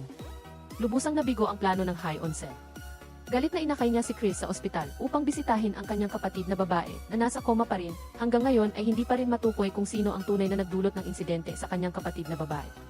10 taon na ang nakalipas, ang kapatid na babae ng High On Sale ay isa ring trainee sa entertainment company na iyon. Ang bagong tatag na kumpanya ay naghahanap ng mga investor. Dalawang lalaki ang dumating sa kumpanya sa pangalan ng pamumuhunan. Sa mga ito, ang nakasalamin ay nagkaroon ng masamang balak sa kapatid na babae ng high on cell at inanyayahan siyang lumabas kasama ang iba pang babaeng trainee. Si Chris, na isa ring trainee noon, ay dali-daling ipinagbigay alam sa high on cell na noon ay kapitan, na dinala ang mga babae sa nightclub. Sa ngayon, pinuwersa ng 5 lalaki ang mga babae na uminom. Lihim na tinawagan ng kapatid na babae ng high on cell ang kanyang kapatid para humingi ng tulong ngunit kinuha ng lalaking nakasalamin ang telepono. Binalaan ng lalaking nakasalamin na ibabalik lamang niya ang telepono kung iinumin niya ang baso ng alak. Nakaupo sa tabi, nakita ni Hana na may gamot sa mesa at binalaan ang kapatid na babae ng high on cell na huwag itong inumin.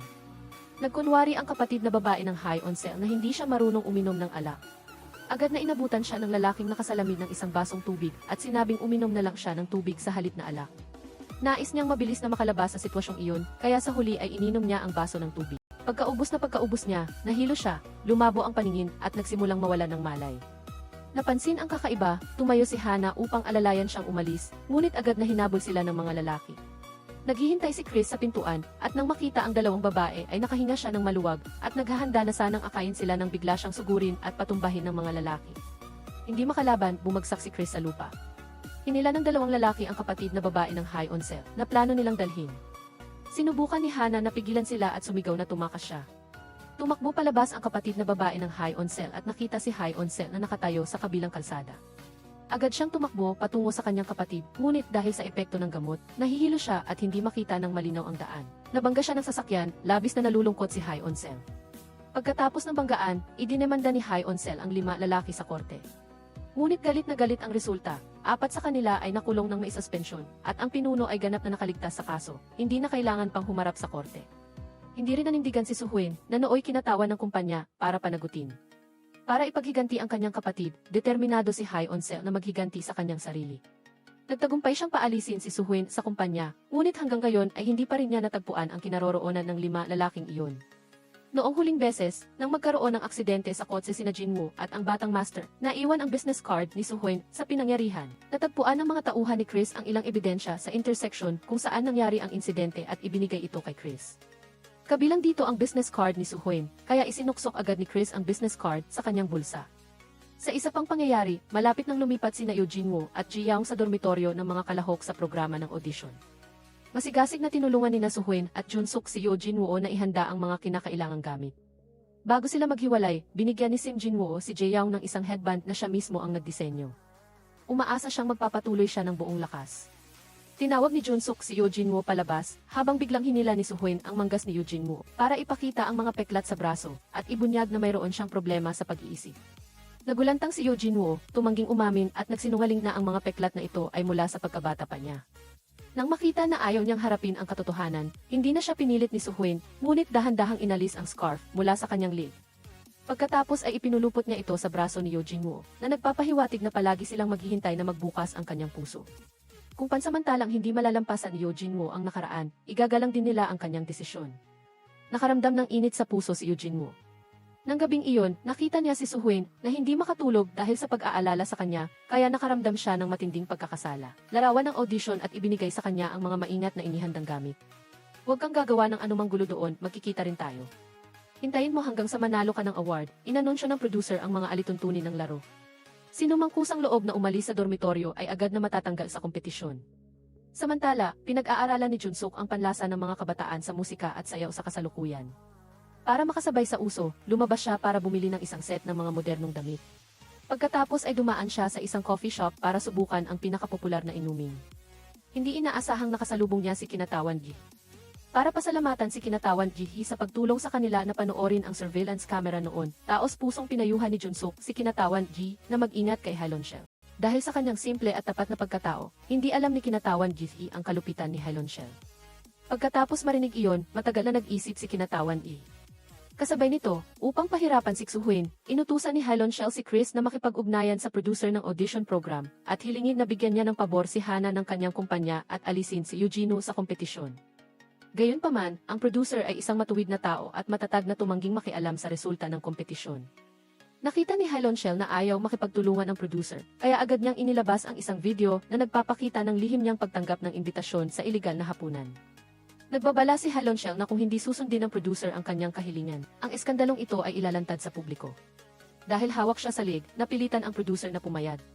Kamakailan, dahil wala si Eugino sa paaralan, nakahanap muli ang mga pasaway na estudyante ng bagong paraan para takutin si Simgino. Kinuha nila ang mga notebook ng mga kaklase na nakipagpalit kay Simgino, at pagkatapos ay nagsinungaling na sila mismo ang gumawa nito para pilitin siyang magbayad. Ang mga estudyanteng kinuha ang kanilang mga notebook ay naiinis ngunit hindi nangahas na magsalita. Nagalit si Simgino, pagkatapos ng klase ay hinanap niya ang mga pasaway na estudyante upang pagalitan sila dahil sa kanilang masamang pag-ugali. Dahil sa kanilang bilang, hindi nag-atubiling sinugod ng mga estudyante si Simgino. Matapang siyang lumaban ngunit sa huli ay natalo pa rin. Hindi sinasadyang nakita at kinunan ng isang kaklase na ninakawan ng notebook ang eksenang ito. Ang video ay ipinadala kalaunan kay Eugino. Sa puntong ito, inutusan ng assistant director ng audition program ang lahat ng kalahok na isumite ang kanilang mga telepono. Napanood ni Eugino ang video, napagtanto ang mahirap na sitwasyon ni Simgino, kaya dali-dali siyang tumawag kina Suwin at Junsuk. Gayunpaman, pareho silang abala sa paghahanap sa ina ni Suwin na kusang umalis sa nursing home at naligaw. Kaya walang sumagot sa tawag.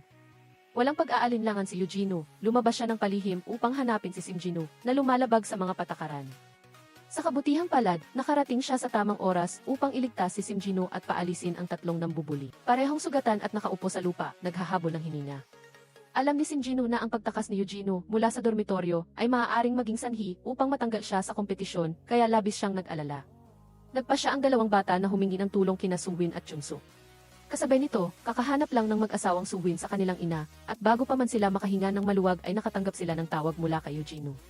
Lumitaw si Eugino sa harap nila, ngunit sa oras na ito, dapat sana ay naisumite na niya ang kanyang telepono upang mag-focus sa pagsasanay. Nang makita na parehong sugatan ang dalawang bata, labis na nataranta si Suwin. Sinubukan ni Simgino na ipaliwanag ang lahat, ngunit dali-daling itinulak sila ni Junsuk sa kotse. Iginigiit na ang pinakamahalagang bagay ngayon ay ibalik si Eugino sa dormitoryo upang hindi siya maalis sa kompetisyon. Habang pabalik sa dormitoryo, tinulungan ni Suwin ang dalawang bata na itago ang kanilang mga sugat. Balisa si Junsuk na mag-isip ng makatwirang dahilan para ipaliwanag ang pagtakas ni Eugino. Hindi pa siya nakakaisip ng anumang makatwirang pagdadahilan nang dumating sila sa gate ng dormitoryo. Naghihintay ang assistant director ng programa kay Eugino na may balisang mukha. Mabilis na hinarang ni Junsuk ang assistant director. Nagsisinungaling na si Eugino ay malubhang nagkasakit kaya siya lumabas. Hinihingi ang kanyang awa na bigyan siya ng isa pang pagkakataon. Hindi napigilan ng assistant director ang pagtawa at tinanong kung napanood na nila ang unang episode ng programa. Kagaganap lang ng unang episode at nakatanggap si Eugino ng napakaraming papuri, nangunguna ang kanyang kasikatan at ang dami ng pag-uusap tungkol sa kanya sa mga forum. Ngayon, gusto pa nilang dagdagan ang paglabas ni Eugino sa telebisyon at nag-ayos na sila ng isang hiwalay na panayam para sa kanya. Nang makita ang kanilang gulat at hindi makapaniwala, inilabas ng assistant director ang telepono para ipakita. Sa screen, lumabas ang napakaraming komento na pumupuri sa boses ni Eugino sa ilalim ng video ng kanyang performance. Nahalina ang mga netizen sa boses ni Eugino at gustong malaman kung sino ang bagong sikat na bituin na ito. Dinala si Eugino sa interview room. Bago pumasok, pinayuhan ni Suwin na ibuhos niya ang lahat ng kanyang lakas at huwag magpabaya kahit kaunti. Yumuko si Eugino at taos-pusong pinasalamatan si Suwin. Nang lumiwanag ang mga ilaw ng entablado sa kanyang mukha, lumingon si Eugino kay Suwin. Itinaas ni Suwin ang kanyang kamay at gumawa ng simbolo ng puso na nagtitiwala na tiyak na masusupil niya ang mas malaking entablado. Dahil sa kanyang mahusay na pagganap, mabilis na sumikat si Eugino at naging pinakamaliwanag na bituin ng palabas. Maging si Kinatawan Jiki, na dating kakumpetensya, ay naantig din sa kanyang pagganap at sadyang nag-iwan ng papuri. Samantala, iniulat ng mga tauhan ni Hyunsel na sina Hana at Chang, dalawang kalahok ng kanilang kumpanya, ay nasa ika-negatibo 16 na at ika-negatibo 20 na pwesto lamang. Ang nangunguna sa listahan ay si Eugino. Pinanatili ni Hyunsel ang kanyang malamig na mukha, pagkatapos ay idineklara na tapos na ang pulong at agad na tinawagan si Chris. Nagtanong kung naiparating na ba niya ang mga salitang iyon sa kabilang panig. Pagkatapos makakuha ng kumpirmasyon, tinanong niya muli ang tungkol sa kinaroroonan ng ina ni Eugino. Sa oras na ito, nasa tabi ni Chris ang ina ni Eugino. Sa ilalim ng impluensya ni Hyunsel, sinimula ni Chris na tingnan si Eugino, ang bagong sikat na bituin, bilang isang proyekto para kumita ng pera, at nagplano na humingi ng pamumuhunan. Walang kamalay-malay si Eugino tungkol dito. Buong pagtutok siya sa paghahanda para sa susunod na round ng kompetisyon. Ang round na ito ay nangangailangan ng mga kalahok na magpare sa dalawang tao na grupo. Si Eugino ay ipinare sa isa pang kaibigan, habang si Hana ay nasa parehong grupo kay Zhang. Sa labas ng hall, ang mga tagahanga ni Eugino ay nagbitbit ng mga banner upang masiglang suportahan siya. Samantala, maingat na inihahanda ni Suwin ang profile ni Eugeno na nagnanais na mas maunawaan ng mga manonood ang kanyang pagkatao at ang kwento sa likod ng kanyang talento. Inilarawan niya si Eugeno bilang isang patak ng ulan na nalampasan ang maraming kahirapan at sa wakas ay handa ng sumama sa karagatan. Ang ganitong emosyonal na paglalarawan ay madaling nakakaantig sa puso ng lahat. Nagsimula ang kompetisyon, nagduet si Eugeno at ang kanyang kasama sa isang masiglang kanta. Habang nagpe-perform, si Eugeno ay naglalaro ng instrumento habang masayang kumakanta. Ang kanyang natural at relax na estilo ay lubhang humanga sa mga hurado at binigyan siya ng walang tigil na papuri. Sa paghahanda pa lang na umakyat sa entablado, biglang nakaramdam si Hana ng discomfort sa lalamunan, kaya humingi siya ng tulong kay Zhang upang kumuha ng bote ng tubig. Ibinigay ni Zhang sa kanya ang bote ng tubig na nasa mesa. Sa sandaling iyon, biglang lumitaw sa isip ni Hana ang imahe ng kapatid na babae ni Haloncel na pinilit uminom ng bote ng tubig na may pampamanhid noon. Ang nakakatakot na alaala ay nagdulot sa kanya ng takot kaya nabitawan niya ang bote ng tubig at humingi ng ibang bote. Sa kasamaang palad, inihayag na ng Easy na oras na para magtanghal sila. Napilitan si Hana na pigilin ang kanyang pagkabalisa at umakyat sa entablado kasama si Zhang. Dahil sa discomfort sa lalamunan at matinding stress, nagkamali si Hana at naputol ang kanyang boses sa gitna ng pagtatanghal. Ang kanyang pagkakamali ay nakaapekto rin kay Zhang na nakatayo sa tabi niya na naging sanhi upang mali ang kanyang pagkakanta. Gayunpaman, dahil hawak ni Haloncel ang kahinaan ng direktor ng programa, inutusan niya ang direktor na putulin ang bahagi ng pagkabasag ng boses ni Hana at ipinahayag din na siya ang mananagot sa anumang problema na mangyayari. Sa isa pang pangyayari, nakipagkita sa Simzino ang manager ng pabrika ng medyas. Ipinahayag niya na ang headband na dinisenyo ni Simzino ay napakapopular. Nagpa siya ang pabrika na simulan ang mass production at ilabas sa merkado. Ang pagpunta rito ay upang hingin ang opinyon ni Simzino tungkol dito. Kasabay nito, ipinatawag ng paaralan sina Suwin, Junsuk, at ang mga magulang ng tatlong estudyante na dating nang bully kay Simzino upang lutasin ang insidente ng pambubuli sa paaralan. Gayunpaman, ang tatlong magulang ay naging bastos at walang katuwiran. Hindi lamang nila tinatanggihan na binubuli ng kanilang mga anak si Simzino, kundi binabaluktot pa nila ang katotohanan na nagsisinungaling na si Eugeno ay talagang isang masamang bata na inilagay ni Suwin sa tabi ni Simzino. Ikinakailan nila na si Eugeno ang nangbuli sa kanilang mga anak. Ang mga walang kahihiyang kasinungalingan na iyon ay nagpagalit kay Suwin ng labis. Hindi niya napigilan ang sarili na makipag-away ng husto sa kanila. Pagkatapos ng pulong, bumalik sina Suwin at Junsuk sa kanilang studio, ipinaalam sa kanilang anak na maayos nang naayos ang insidente. Idinagdag din nila na kung nais ni Simzino na lumipat ng paaralan ang tatlong estudyante, sabihin lang niya. Handa silang makipagtulungan sa paaralan upang ayusin ito. Sa harap ng mahalagang desisyong ito, umaasa lang si Simzino na hindi madadamay si Eugeno. Pagkatapos, ipinakita ni Simzino sa kanyang mga magulang ang kontrata at ang kita mula sa pabrika ng medyas. Sinabi niya na handa siyang kunin ang negosyo ng pabrika.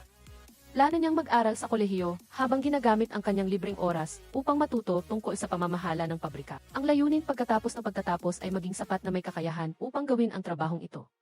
Sa wakas, naintindihan at tinanggap din ni Suwin ang kanyang hangarin mula sa kanyang anak. Hindi niya napigilan ang kanyang damdamin at umiyak dahil sa kaligayahan. Sa pagkakita sa eksenang ito, naramdaman din ni Junsuk na naiiyak siya. Tahimik niyang inilagay ang papel na may nakasulat na ibenta si Eugeno upang panatilihin ang pabrika para sa kanyang anak sa mesa. Pagkatapos ay mahigpit niyang hinawakan ang kamay ng kanyang asawa at anak na iginagalang ang desisyon ng kanyang anak.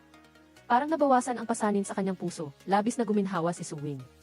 Labis siyang natuwa kaya napainom siya ng sobra. Pauwi na, nakaupo sa tabi ng kalsada, naglabas ng saloobin si Suwin kay Junsuk. Sinabi niya na ang kanyang sarili ay parang isang disyerto, at si Eugeno ay parang karagatan. Sa Afrika ay may isang lugar na tinatawag na Namik, kung saan magkatabi ang disyerto at karagatan. Nagtawa si Junsuk at nagbiro, ang isa ay matigas ang ulo, ang isa naman ay ayaw makinig. Marahil dahil nagkita ang dalawang matigas ang ulo, kaya nakagawa sila ng malaking bagay. Kinabukasan, sa entertainment company, ang kasamahan at kaibigan ng mag-asawang Suwin na si Kim, ay biglang lumapit kay Junsuk. Sinabi ni Kim na sadyang gumawa ng patibong si Director Jayang para saktan ang kanyang anak, na naging dahilan upang masangkot ito sa mga masasamang kabataan at nahikayat na subukan ang masasamang bagay. Hindi lang iyon, nadamay din sina Junsuk at Suwin sa gulo na ito. Lumabas na sa pagtitipon noon, si Eugeno ang nagmamaneho. Ang kotse na minamaneho ni Eugeno ay nagkaroon ng aksidente. Pinaghihinalaan ni Kim na may kinalaman si Eugeno at Haloncel sa isa't isa. Matapos marinig ang mga salita ni Kim, biglang pumasok sa isip ni Junsuk ang larawan ng sugat na nakita niya sa banyo. Agad niyang napagtanto na mas komplikado ang lahat kaysa sa inaakala niya. Kasabay nito, dinala ni Chris ang plano ng pamumuhunan na inihanda ng ina ni Eugeno upang hanapin si Suwin. Akala ni Suwin na dumating muli si Chris upang hatiin ang kanyang damdamin kay Eugeno, kaya pinalayas niya si Chris nang walang sinasabi. Itinago ni Chris ang plano ng pamumuhunan, malamig na ng uyam. Kung magaling ka, ikaw na mismo ang magresolba ng lahat ng problemang ito. Hindi nagtagal, ipinalabas na ang ikalawang round ng kompetisyon. Napansin ni Jinhua na pinutol ang performance ni Hana at Xiang. Ang video ay naglalaman lamang ng bahagi kung saan mali ang pagkanta ni Xiang. Bukod pa rito, sadyang pinalaki ng pagkakagawa ng pelikula ang kanyang pagkakamali. Natapos ni Eugino at ng kanyang kasama ang kanilang pagtatanghal. Sa panayam pagkatapos, sinadya ng programa na ipaintindi sa mga manonood na si Eugino ay mapagmataas na tinanggihan ang pagpili ng kanta ng kanyang kasama, na nagbibigay ng impresyon na siya ay nangunguna sa kanyang kasama. Tulad ng inaasahan, pagkatapos ng pagpapalabas, maraming komento na bumabatiko sa personalidad ni Eugino ang lumabas online. Isang linggo na lang bago ang opisyal na kompetisyon. Ang huling puntos ay idedesisyon batay sa puntos ng mga hurado at sa paraan ng pagboto ng mga manonood. Dahil pinagdududahan ang kanyang pagkatao, lubhang napakasama ng kasalukuyang sitwasyon para kay Eugino. Isinalaysay din ni Junsuk kina Suwin at Jinhua ang tungkol sa pagmamaneho ni Eugino ng sasakyan na nagdala ng mga tao at ang insidente. Matapos marinig iyon, agad na nag-text si Suwin kay Eugino na humihingi ng tawag pabalik sa sandaling mabasa niya ang text. Sa oras na ito, tinawag si Eugino ng kanyang kasama sa labas at ipinarating ng kanyang kasama ang mensahe ni Chris. Kung ayaw ni Eugino na masaktan ang tao sa business card, mas mabuti na kusa siyang umalis sa programa. Matapos sabihin iyon, ibinigay niya ang business card ni Suwin kay Eugino at sinabing gumawa siya ng desisyon. Bakit mo ginawa iyon? Kailangan kitang itulak pababa para magtagumpay ako sa pagbuo. Si Suwin ay naghintay ng matagal ngunit hindi tumawag si Eugino. Dahil sa sobrang pagkabahala, pumunta siya sa programa para hanapin ito. Gayunpaman, sinabi ng assistant director na ayaw makita ni Eugino si Suwin. Bumalik si Suwin sa practice room na bigo at sa wakas ay nakatanggap ng tawag mula kay Eugino. Dali-dali siyang nagtanong kung may hinihingi ba ang programa na masyadong sobra o kung tinakot ba siya ni Chris at Haloncel. Sinubukan ni Eugino sa kabilang linya na pigilan ang kanyang emosyon. Pilit siyang umiti at tinanggihan ang lahat at sinabing siya na mismo ang mag-aayos ng lahat. Pagkaraan ng maikling panahon, inihayag ng programa ang listahan ng mga kalahok na nakapasok sa live na kompetisyon. Maswerteng nakapasa sina Chris at Hana habang si Jiang ay nalulungkot na natanggal. Agad na pumunta sa istasyon ng telebisyon sina Suhoin at Junsuk nang marinig ang balita.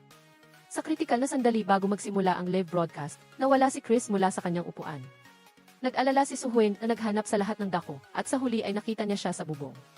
Walang salita siyang humawak ng mahigpit sa kamay ni Chris at hinila siya, desididong dinala siya sa entablado upang magtanghal. Nakatayo sa entablado, tiningnan ni Chris ang mga upuan ng manonood at nakita si Suhoin na nakatutok sa kanya. Namumula ang kanyang mga mata at tahimik na bumagsak ang luha. Sa mismong sandali na iyon, sa mga mata ni Chris, tila ang buong mundo ay sila na lamang ni Suhoin. Kinatawan, mapagkakatiwalaan ko po ba kayo? Ang pangarap ay nasa harapan na niya, ngunit hindi na siya makapagpatuloy lumaban. Ang matagal na pagkatayo ni Chris ay nagdulot ng bulong-bulungan sa mga manonood. Natakot ang production team sa posibleng insidente sa entablado, kaya't inisip nilang ilipat ang kamera sa AC. Sa sandaling iyon, sa wakas ay nagsimulang kumanta si Chris. Ang kanyang boses ay lubhang kaakit-akit, gumalaw sa bawat puso sa bulwagan. Gayunpaman, tanging sina Suhoin at Junsuk lamang ang nakapansin na ang kanta na kakapagtanghal lamang ni Chris ay hindi ang kantang nakarehistro para sa kompetisyon. Nang matapos ang kompetisyon, na-disqualify si Chris dahil sa paglabag sa mga regulasyon ng paligsahan nang kusang loob niyang baguhin ang kanyang itatanghal na kanta. Dinala ni Suhoin at Junsuk si Chris sa bahay at hiniling na ikwento niya ng malinaw ang lahat. Ikinuwento ni Chris ang banta na ipinarating ni Jiang sa pamamagitan ng kanyang kakampi. Binanggit din niya na may natagpo ang pampakalma sa kotse nang mangyari ang insidente at natuklasan din ang business card ni Suhoin sa pinangyarihan. Mahigpit na tinanong ni Junsuk si Chris kung alam ba niya na may nakatagong gamot sa sasakyan habang nagmamaneho. Nagmadaling ipinaliwanag ni Chris na sinunod lamang niya ang mga tagubilin, dinala ang sakay ng sasakyan sa itinalagang lugar at walang alam tungkol sa pagkakaroon ng gamot sa sasakyan. Hindi napigilan ni Suhoin ang sarili at pinagalitan siya. Kahit nabantaan ang kanyang buhay, dapat ay nanatili siyang matatag at tapusin ang kanyang pagtatanghal. Buong-buo ang desisyon ni Chris na ang bagay na ito ay may kinalaman sa kinabukasan ni Suhoin at Jiyawan. Hindi niya maaaring hayaang mapanganib si Suhoin. Kinabukasan, nakipagkita si Junsuk sa isang abogado upang kumonsulta tungkol sa sitwasyon ni Chris. Sinabi ng abogado na ang pinakamahalaga ngayon ay kumpirmahin kung talagang may gamot sa sasakyan o wala. Ang pagkaalam o hindi pagkaalam ni Chris ay hindi ang pangunahing salik.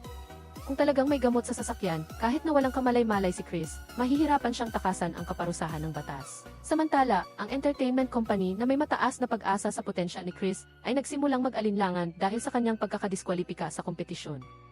Labis na nababahala si Suhoin sa sitwasyong ito. Ngunit sa kabutihang palad, nakakita ang isa pang entertainment company ng potensyal kay Chris at gustong pirmahan siya. Agad na pinuntahan ni Suhoen at Jun Suk ang taong responsable sa kumpanyang ito. Lubos na pinuri ng opisyal ang boses ni Chris na sinasabing mayroon siyang kakayahan at karisma, eksakto ang uri ng talento na hinahanap ng kanilang kumpanya. Gayunpaman, ipinaalala rin niya na kailangang ayusin ni Suhoen ang relasyon sa programa ng audition at sa istasyon ng telebisyon. Kung gusto nilang iban sa ere si Chris, magiging napakahirap ng sitwasyon. Pagkatapos ay nakipagkita ang associate director ng talent show kina Suhoen at Jun Suk. Pinahahalagahan niya ang talento ni Chris, kaya inalok niyang gawin siyang pangunahing karakter sa isang online show. Upang maitala ang pang-araw-araw na buhay ni Chris, sa gayon ay makaakit ng mas maraming tagahanga na interesado sa kanya.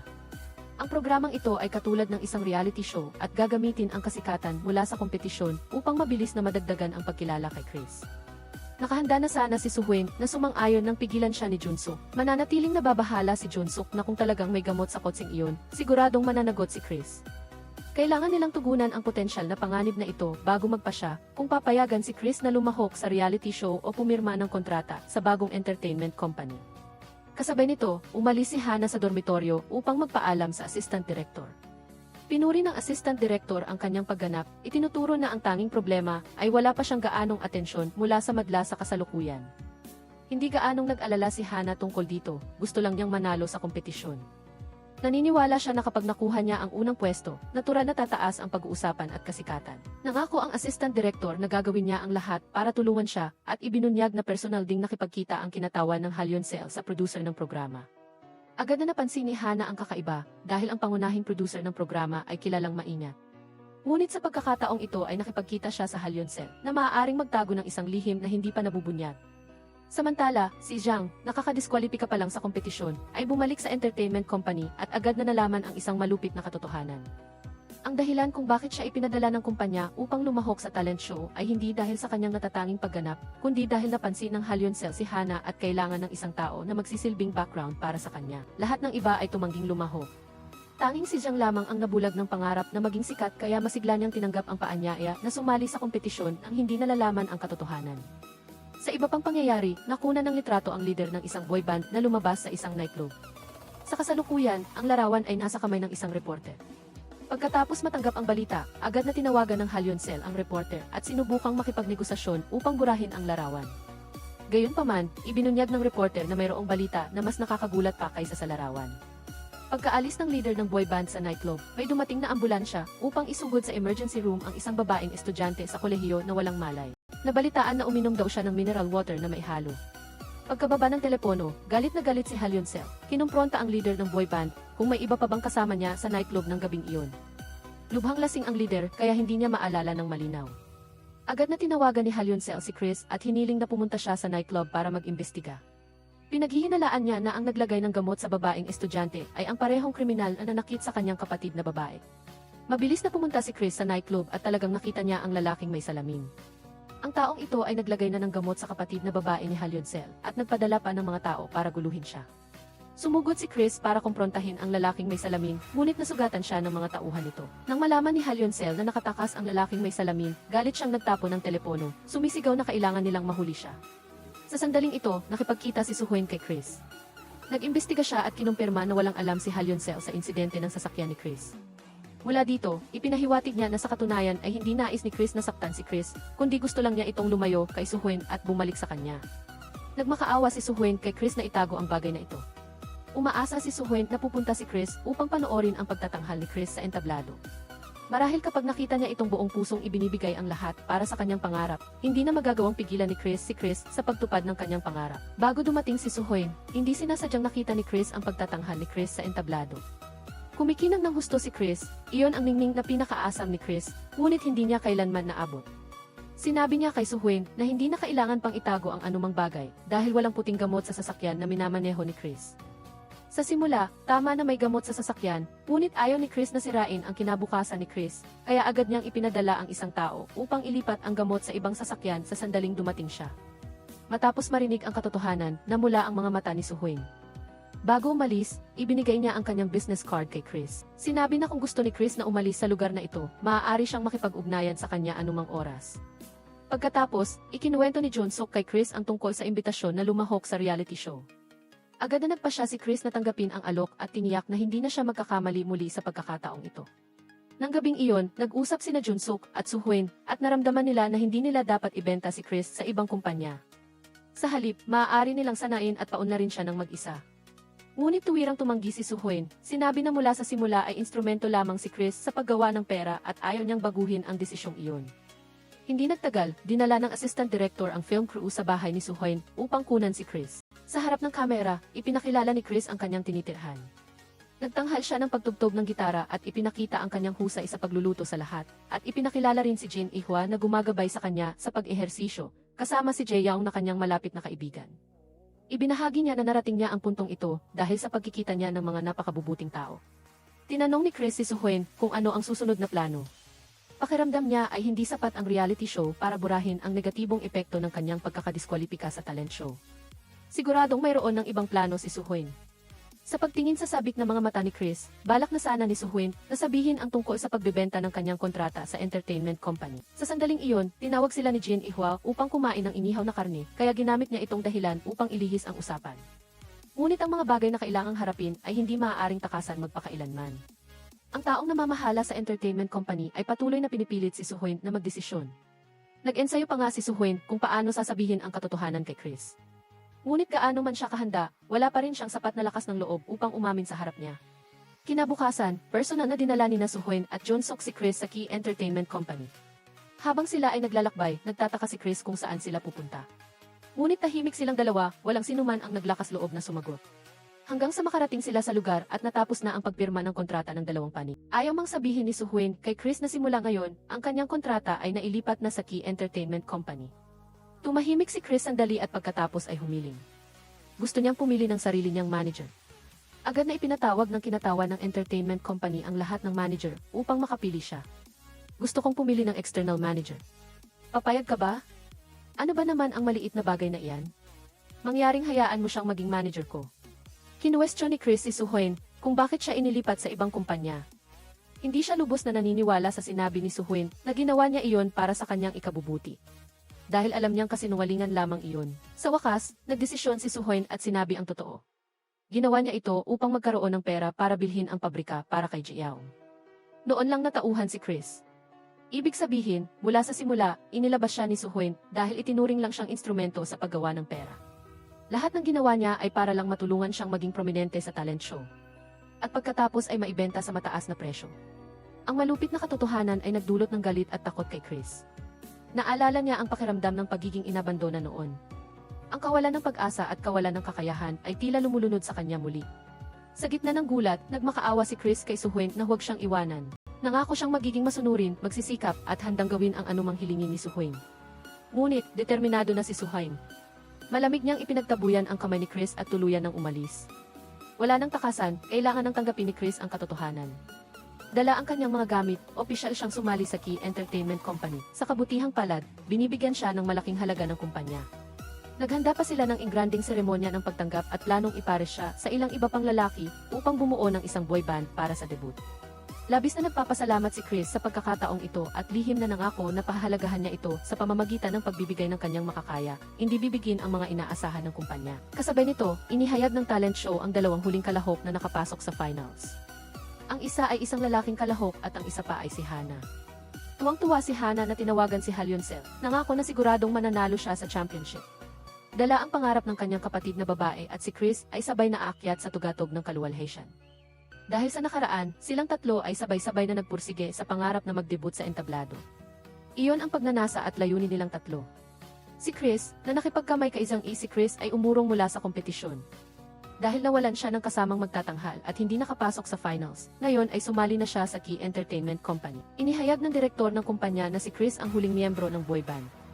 Ayaw ni Chris na maging kasamahan ang isang tulad ni Zhang, ngunit wala siyang karapatang magpasya. Hindi naramdaman ni Zhang na may mali siya. Kumpiyansa pa nga niyang sinabi kay Chris na noong panahong iyon, hiniling lang ni Chris kay Zhang na bahagyang takutin si Chris. Ngunit nagdagdag si Zhang ng sarili niyang pampalasa, ginamit ang buhay ni Suhwen para takutin siya. Dahil lang sa gusto niyang alisin ang malakas na kalaban na ito, hindi inaasahan ni Chris na mas masahol pa si Zhang kaysa sa inaakala niya. Mula ngayon, magiging laging alerto si Chris, at hindi nabibigyan si Zhang ng anumang pagkakataon na saktan siya. Sa panig ni Suhwen, nabayaran na niya ang natitirang balanse ng pabrika. Opisyal na rin kinuha ni Chris ang posisyon ng direktor ng pabrika. Dahil sa labis na pasasalamat, nagpakuha siya ng litrato kasama ang mga empleyado at ipinadala ito kay Suhuin. Ipinarating niya ang kanyang pasasalamat sa kanyang dedikasyon. Dapat sana ay masaya si Suhuin dahil natupad na ang kanyang layunin, ngunit hindi niya maramdaman ang ginhawa. Ang imahe ni Chris na nagmamakaawa na huwag siyang iwan ay paulit-ulit na lumalabas sa kanyang isip na nagiging sanhi ng matinding pagkabalisa, pakiramdam ng pagkakasala at patuloy na pagkakasalungatan.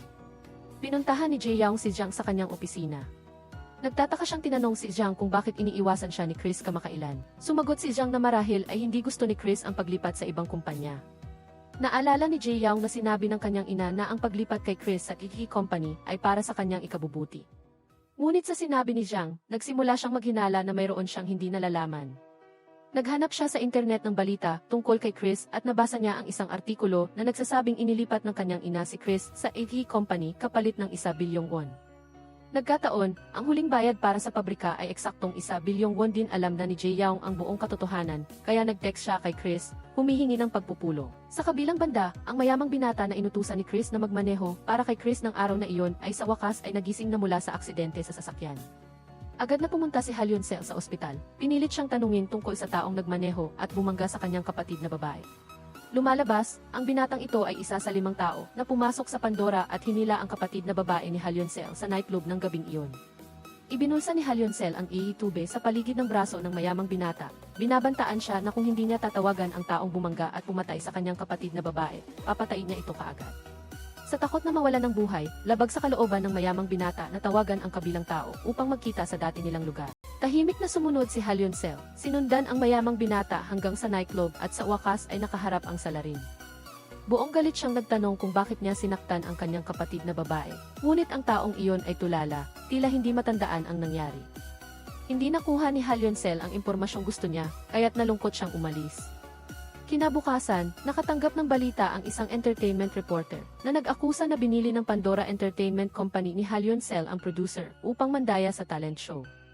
Agad na nakipagkita ang reporter sa producer upang tanungin kung nagmula sa Pandora, sino sa huli ang nakinabang sa pagmamanipula ng programa. Kung hindi nila sasabihin ng malinaw, ipagbibigay alam ng reporter sa pulisya. Mariing itinanggi ng producer ang pandaraya. Matapos umalis ng reporter, nagmamadali siyang tumawag kay Halyon-sel. Sinabi na ipinagpaliban ang final competition. Kahit pa umakyat si Hana sa entablado, hahanap siya ng paraan upang maalis siya. Hiniling niya kay Halyon-sel na hikayatin si Hana na kusang loob na umatras upang mapatahimik ang iskandalo. Gayunpaman, alam ni Halyon-sel ang kahinaan ng producer, kaya tuwirang nagbanta siya na hindi aatras si Hana at kailangang manalo sa kampyonato sa anumang paraan. Pagkatapos noon, inilabas ng reporter ang artikulo tungkol sa pandaraya sa talent show na nagdulot ng malaking galit sa online. Kumulo ang publiko at lahat ay gustong malaman kung sino ang tumanggap ng suhol at nandaraya. Isang paparazzi ang tumawag kay Suhuin upang tanungin kung si Chris ba iyon. Dahil matagal na siyang naging trainee sa Pandora, mabilis na itinanggi ni Suhuin, sinabing pinalayas na si Chris ng kumpanya at mula noon ay wala na siyang koneksyon sa Pandora. Hindi pa rin sumusuko ang paparazzi, patuloy na nagtatanong kung si Jang ba iyon. Ipinaliwanag ng publiko na maaga pa lang ay na-eliminate na si Jang, kaya walang dahilan ang Pandora para suportahan siya. Gusto lang nilang linisin ang pangalan ni Chris at Jang, ngunit binaluktot ng paparazzi ang katotohanan. Nakasaad sa artikulo na kinumpirma ni Suhuin na si Hana ang tumanggap ng suhol at nandaraya. Agad na dumanas ng matinding pagpuna mula sa publiko sina Hana at Pandora. Si Halyon-sel, na dati nang galit kay Suhuin, ay lalo pang nagtanim ng puot. Upang bumawi, kinopya ni Suhuin ang video ng pagpasok at paglabas ni Chris sa nightclub at dinala ang footage na ito upang makipagnegosasyon sa paparazzi. Nangako siyang magbibigay ng mas nakakagulat na balita kung papayag ang paparazzi na alisin ang artikulong bumababoy kay Hana. Hindi nagtagal, lumabas ang balita tungkol kay Chris, isang estudyanteng madalas pumunta sa nightclub. 3 problemadong estudyante na nasa internet cave ang hindi sinasadyang nakakita ng artikulo, kaya sinamantala nila ang pagkakataong ito upang maghiganti kay Chris. Agad silang nagpakalat ng mga huwad na impormasyon na nambuli si Chris ng mga kaklase sa paaralan. Ang dalawang chismis na ito ay nagpabago sa opinyon ng publiko ng 180 degrees. Ngayon, si Chris ay naging target ng matinding pag-atake at pagpuna. Hiniling ng direktor ng Key Entertainment na magbigay siya ng makatuwirang paliwanag. Tapat na sinabi ni Chris na pumunta siya sa nightclub para magtrabaho ng part-time. At ang away sa paaralan ay dahil gusto niyang ipagtanggol ang kanyang mga kaibigan. Kahit may lehitimong dahilan, ang totoo ay pumunta siya sa nightclub at nakipag-away sa paaralan. Labis itong ikinadismaya ng direktor. Nag-aalala na ang bagong pinirmahang kontrata sa ad ay maaaring humingi ng kabayaran sa paglabag sa kontrata. Nainis siya dahil hindi pa nagtatagal ang pagpirma niya ng kontrata kay Chris, ay nahaharap na siya sa panganib na mawalan ng pera. Nakita ni Junsook ang matitinding batiko sa online. Natatakot na baka bumagsak si Chris, kaya hiniling niya kay Soo-Hyun na samahan siya para hanapin ang paparazzi upang hilingin na alisin ang mga maling chismis. Ngunit, malamig na sinabi ni Soo-Hyun na responsibilidad iyon ng Key Entertainment. Tumanggi siyang samahan si Junsook sa paghahanap sa paparazzi. Kasabay nito, ikinulong ni Chris ang kanyang sarili sa banyo ng dormitoryo. Hindi niya pinansin ang kanyang mga kasama sa silid na patuloy na kumakatok at tumatawag sa kanya, at buong desisyon siyang hindi lumabas. Naramdaman ni Ji-young na may masamang mangyayari kaya sinira niya ang pinto at pumasok. Pagkatapos ay mabilis na isinara ang pinto, upang hindi makita ng mga kasama sa silid ang eksena sa loob. Naramdaman ng mga kasama sa silid na may masamang nangyari. Paulit-ulit nilang kinatok ang pinto, sinubukan ni Ji-young na pigilan sila, ngunit hindi niya ito nahawakan ng matagal. Sa sandaling ito, umilaw ang telepono ni Chris, ipinapakita sa screen ang tawag mula kay Soo-Hyun. Hirap na pinindot ni Ji-young ang answer button, humihinga na sumisigaw para sa tulong. Pagkatapos magsalita, binasag ng mga kasama sa silid ang pinto ng banyo, na bumukas. Natakot silang makita si Chris na sugatan, at agad na tinawagan ang direktor.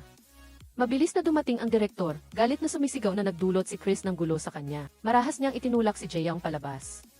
Samantala, naririnig ni Soo-Hyun sa kabilang linya ang magulong hiyawan. Nakaramdam ng masama kaya nagmamadaling nagmaneho papunta sa dormitoryo. Habang nasa daan, tumawag siya para tanungin ang kanyang anak tungkol sa sitwasyon ni Chris, ngunit hindi niya napansin ang paparating na sasakyan mula sa kabilang direksyon. Upang maiwasan ang pagbangga sa sasakyan ni Soo-Hyun, kailangang biglang lumiko ng driver ng kabilang sasakyan na naging dahilan ng matinding pinsala kay Soo-Hyun. Itinulak palabas ng banyo si Ji-young at natatarantang tinawagan ang kanyang ina. Hindi niya alam na ang kanyang ina ay walang malay sa kalsada.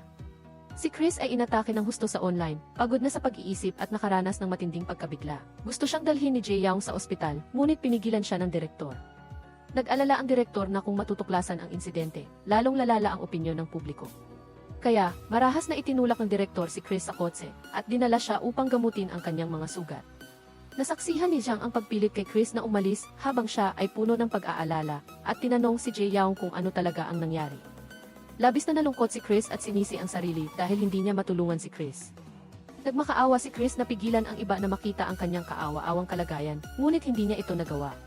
Naiyak si Jiang at niyakap si Ji-young upang aliwin siya, habang sa loob niya ay punong-puno rin siya ng pag-aalala para sa mahirap na sitwasyon na dinaranas ni Chris. Kasabay nito, isinugod sa emergency room si Soo-Hyun sa kritikal na kondisyon. Ipinagbigay alam ng doktor kina Junsook at Jin Ihwa na sa kabutihang palad, walang bali o pinsala sa internal organ si Soo-Hyun.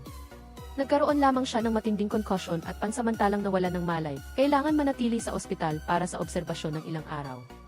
Umuwi si Junsook para mag-empek upang alagaan si Soo-Hyun, at nagulat siyang makita si Ji-young na puno ng dugo pagbalik. Matapos tanungin, nalaman niya ang tungkol sa pinsala ni Chris, at ang lihim na ito ay natuklasan ng direktor at ng mga kasama sa silid.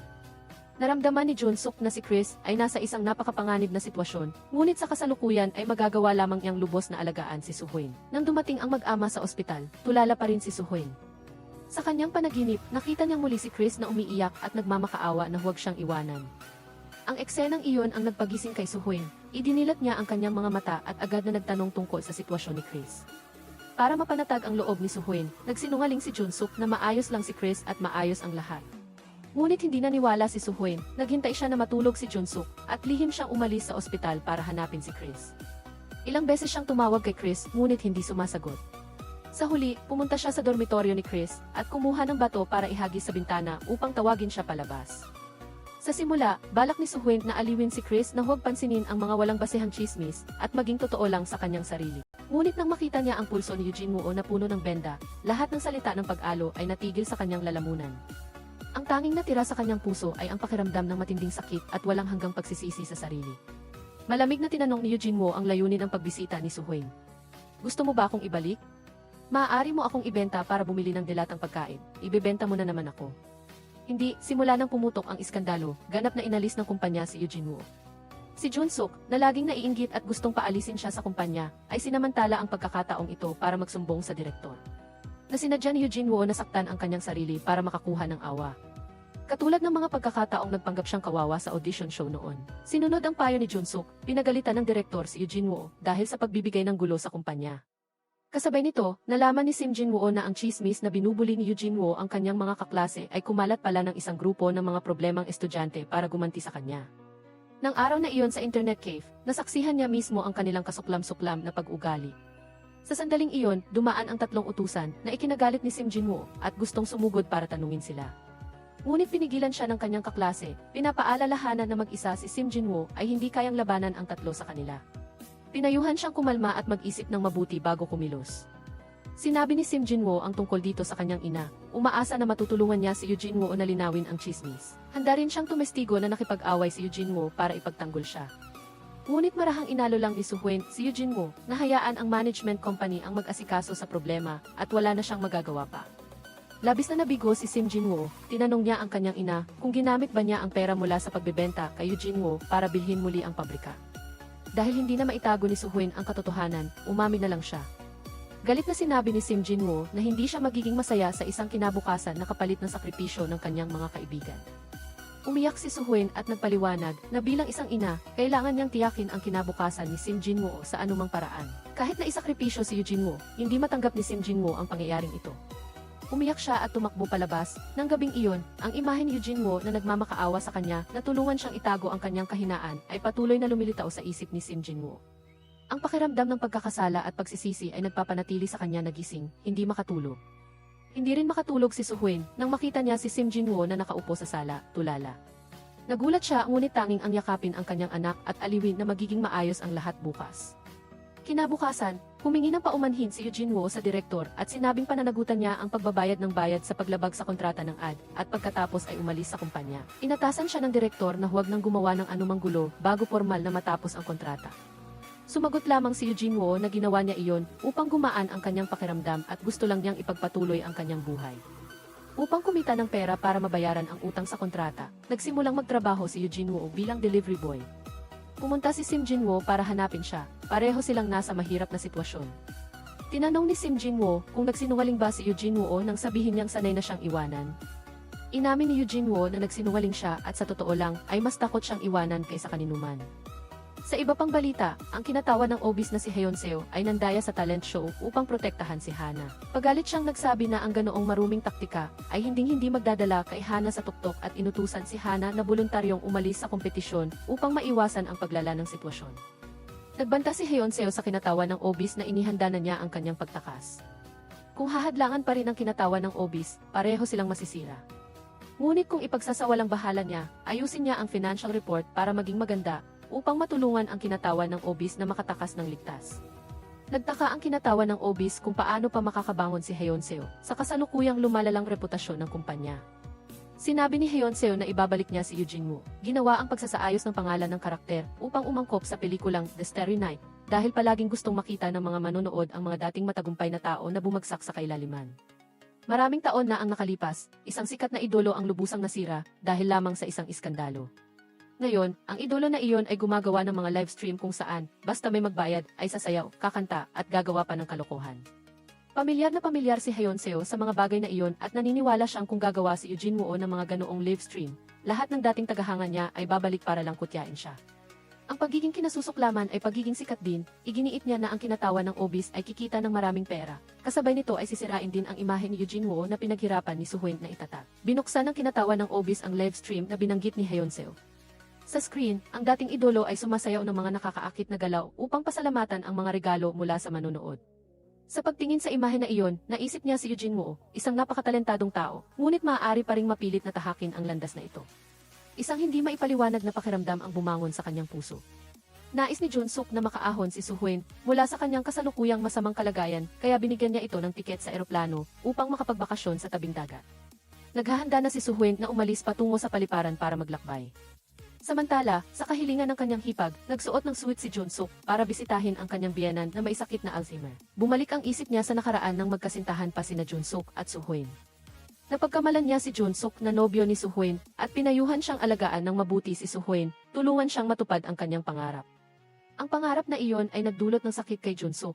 Bigla niyang naalala na sinabi ni Suhuen na ang pinakamalaking pangarap niya ay makilala ang pinakadakilang artista sa kanyang buhay. Nagising siya, nagmamadaling tumakbo si Jun-suk sa paliparan para habulin si Suhuen. Tinanong niya si Suhuen na kung hindi nangyari ang insidente kay Eugene Woo, kung hindi napatalsik si Suhuen sa entertainment company at nanatili lamang siyang ordinaryong producer, ano ang kahulugan ni Eugene Woo sa kanya. Matapos ang mahabang pag-iisip, sumagot si Suhuen, kung walang anumang panlabas na salik o responsibilidad na isasaalang-alang, si Eugene Woo ang pinakadakilang artista sa kanyang buhay. Sa pagsasabi nito, tila tuluyang nagising si Suhuen. Agad siyang nagpasya na hanapin si Eugene Woo upang bawiin ang mga mahahalagang bagay na nawala sa kanya.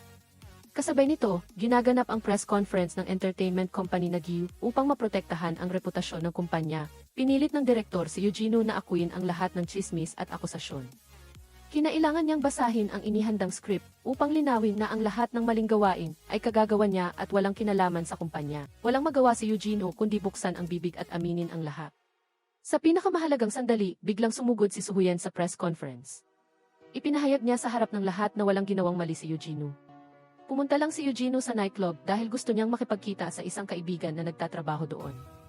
Ang pakikipag-away naman sa paaralan ay para protektahan ang kanyang anak mula sa pangutya. Matapos magsalita, marahas na hinila ni Suhuen si Eugene Woo palabas ng press conference. Ipinahayag niya na mula ngayon, ang lahat ng bagay na may kaugnayan kay Eugene Woo ay siya ang magdedesisyon. Gayunpaman, paglabas nila, nakasalubong nila si Hyosel. Agad na hinila ni Hyosel si Eugene Woo mula kay Suhuen, iginiit na isasama niya si Eugene Woo. Upang makuha ang karapatan sa pangangalaga kay Eugene Woo, kailangan ni Suhuen at Hyosel na makipagnegosasyon sa kinatawa ng entertainment company na di handa si Suhuen na ibalik ang lahat ng perang natanggap niya nang ibenta si Eugene Woo. Umaasang makakabalik si Eugene Woo sa kanya. Nagpahayag din si Hyosel na handa siyang gumastos upang bilhin si Eugene Woo at gawin siyang artista sa ilalim ng kanyang pamamahala. Nagbigay ng solusyon ang kinatawa ng kumpanya GYU isang linggo mula ngayon, i-anunsyo ng kumpanya ang balita ng pagtatapos ng kontrata kay Eugene Woo. Sa oras na iyon, kung sino ang mauna, mapupunta sa kanya si Eugene Woo. Gusto ni Suhuen na iuwi si Eugene Woo, ngunit nag-aalangan ito. Bago ang pagtatanong ni Suhuen, umamin si Eugene Woo. Ilang araw na ang nakalipas, nang pinalibutan siya at ininsulto ng mga reporter, bigla siyang nawalan ng kakayahang kumanta. Naramdaman ni Eugene Woo na siya ay walang silbi para kay Suhuen ngayon. Nang marinig ito, lubos na nagsisisi si Suhuen na pinabayaan niyang mag-isa si Eugene Woo na harapin ang lahat. Taos puso niyang sinabi kay Eugene Woo na sa kanyang puso, siya ang mananatiling pinakadakilang artista. Tiwala siyang tutulungan niya si Eugene Woo na malampasan ang paghihirap at maibalik ang dating galing. Umuwi si Eugene Woo sa mainit na pagtanggap ni Simzino. Upang makuha muli si Eugene Woo, balak ni Suhuen na ibenta ang pabrika. Kahit medyo nanghihinayang, naniniwala pa rin si Simzino na mas mahalaga si Eugene Woo kaysa sa pabrika. Nang makita niyang magdamag nagising ang kanyang ama upang gumawa ng plano ng pagsasanay para kay Eugene Woo, agad na nagkusang loob si Simzino na magluto. Ang tunog ng paghihiwa ng mga sangkap sa kusina ay nagpagising kay Junsook. Pinigilan niya ang kanyang anak sa paggawa ng almusal at pagkatapos ay tinawag sina Eugene Woo at Jiang upang samahan siya sa isang lugar. Sama-samang umakyat ang apat sa bundok at pagdating sa tuktok ay umupo sila upang kumain at magpahinga. Nang makita ang tatlong bata na masayang nagtatawanan at naglalaro, naramdaman ni Junsook ang higit na ginhawa kaysa dati. Naalala ni Junsook ang huling beses na nakita niyang nakangiti si Eugene Woo sa bahay. Ngayon, nang bumalik ang ngiting iyon sa mukha ni Eugene Woo, tiwala siya na hindi magtatagal ay matutulungan niya si Eugene Woo na malampasan ang kanyang mental block at muling tumayo sa entablado ng may kumpiyansa. Nag-aalala na baka ma-pressure si Eugene Woo, kusang inakay ni Simzino si Eugene Woo sa pabrika ng medyas. Pagkatapos ay ipinaliwanag na ang pagsang-ayon na ibenta ang pabrika ay hindi lamang para sa kanya, kundi para rin palayain si Suhuen. Alam niyang kung siya ang hahawak sa pabrika, laging gulong-gulo ang kanyang ina dahil sa kapinsalaang natamo ng kanyang anak dahil sa pabrikang ito. Gusto niyang iwanan ng kanyang ina ang lahat ng kanyang pasanin at akuin ang responsibilidad para sa sarili niyang buhay. Mula ngayon, sisikapin niyang magdala ng kaligayahan sa kanyang ina. Umamin din si Eugene Woo sa kanya nang mangako siyang poprotektahan si Simzino mula sa mga nambubuli sa harap ni Suhuen. Medyo makasarili siya dahil gusto niyang pumirma si Suhuen ng kontrata sa kanya. Tumawa si Simzino at tinapik siya sa balikat. Sinabi na anuman ang orihinal niyang layunin, hindi maikakaila na matagal na silang naging malapit na magkaibigan. Pagkatapos, nagpunta si Junsook sa brokerage firm para pag-usapan ang pagbebenta ng pabrika. Sinabi ng broker na may gustong bumili kaagad, ngunit kalahati lamang ng aktwal na halaga ang presyo. Hindi sapat ang halagang iyon para makuha ang kontrata ni Eugene Woo, kaya nag-alinlangan si Junsook. Pagkaalis ng broker, nakilala ni Junsook ang kinatawa ng Europa at nagpahayag ng interes na mag-invest siya. Lubos na naunawaan ng kinatawa ng Europa ang seryosong saloobin ni Suhuen sa trabaho at alam na ang pamumuhunan kay Suhuen ay tiyak na magbubunga ng tubo. Ngunit prangka din niyang sinabi na ang pamumuhunan kay Suhuen ay mahirap makakita ng kita sa maikling panahon. Samantala, si Hyunsel ay mayroon ng bagong plano para kay Eugene Woo na tinitiyak na agad itong kikita. Matapos isaalang-alang, nagpasya siyang piliin ang mas mabilis na paraan ng pagkita ng pera at tinanggihan ang kahilingan ni Junsuk. Sa kanyang pag-alis, nakita ng kinatawa ng Europa si Eugeno at mausisa siyang tinanong kung bakit palagi siyang sumusunod kay Suhuyen. Sumagot si Eugeno na si Suhuyen lang ang nagtatanong tungkol sa kanyang pangarap. Naniniwala siya na ang tungkulin ng isang producer ay gawing katotohanan ang tila ordinaryong pangarap ng iba. Bagaman pinahahalagahan ng mundong ito ang pera, kailangan ding may tumulong sa iba na maabot ang kanilang mga pangarap at si Suhuyen iyon. Ang mga salita ni Eugeno ay nagpababa kay kinatawa ng Europa sa pag-iisip. 2 araw na lamang ang natitira sa isang linggo, nagpasya si Suhuyen na ipagbili ni Junsuk ang pabrika sa kalahati ng halaga nito at sinabing hahanapin niya mismo ang natitirang pera.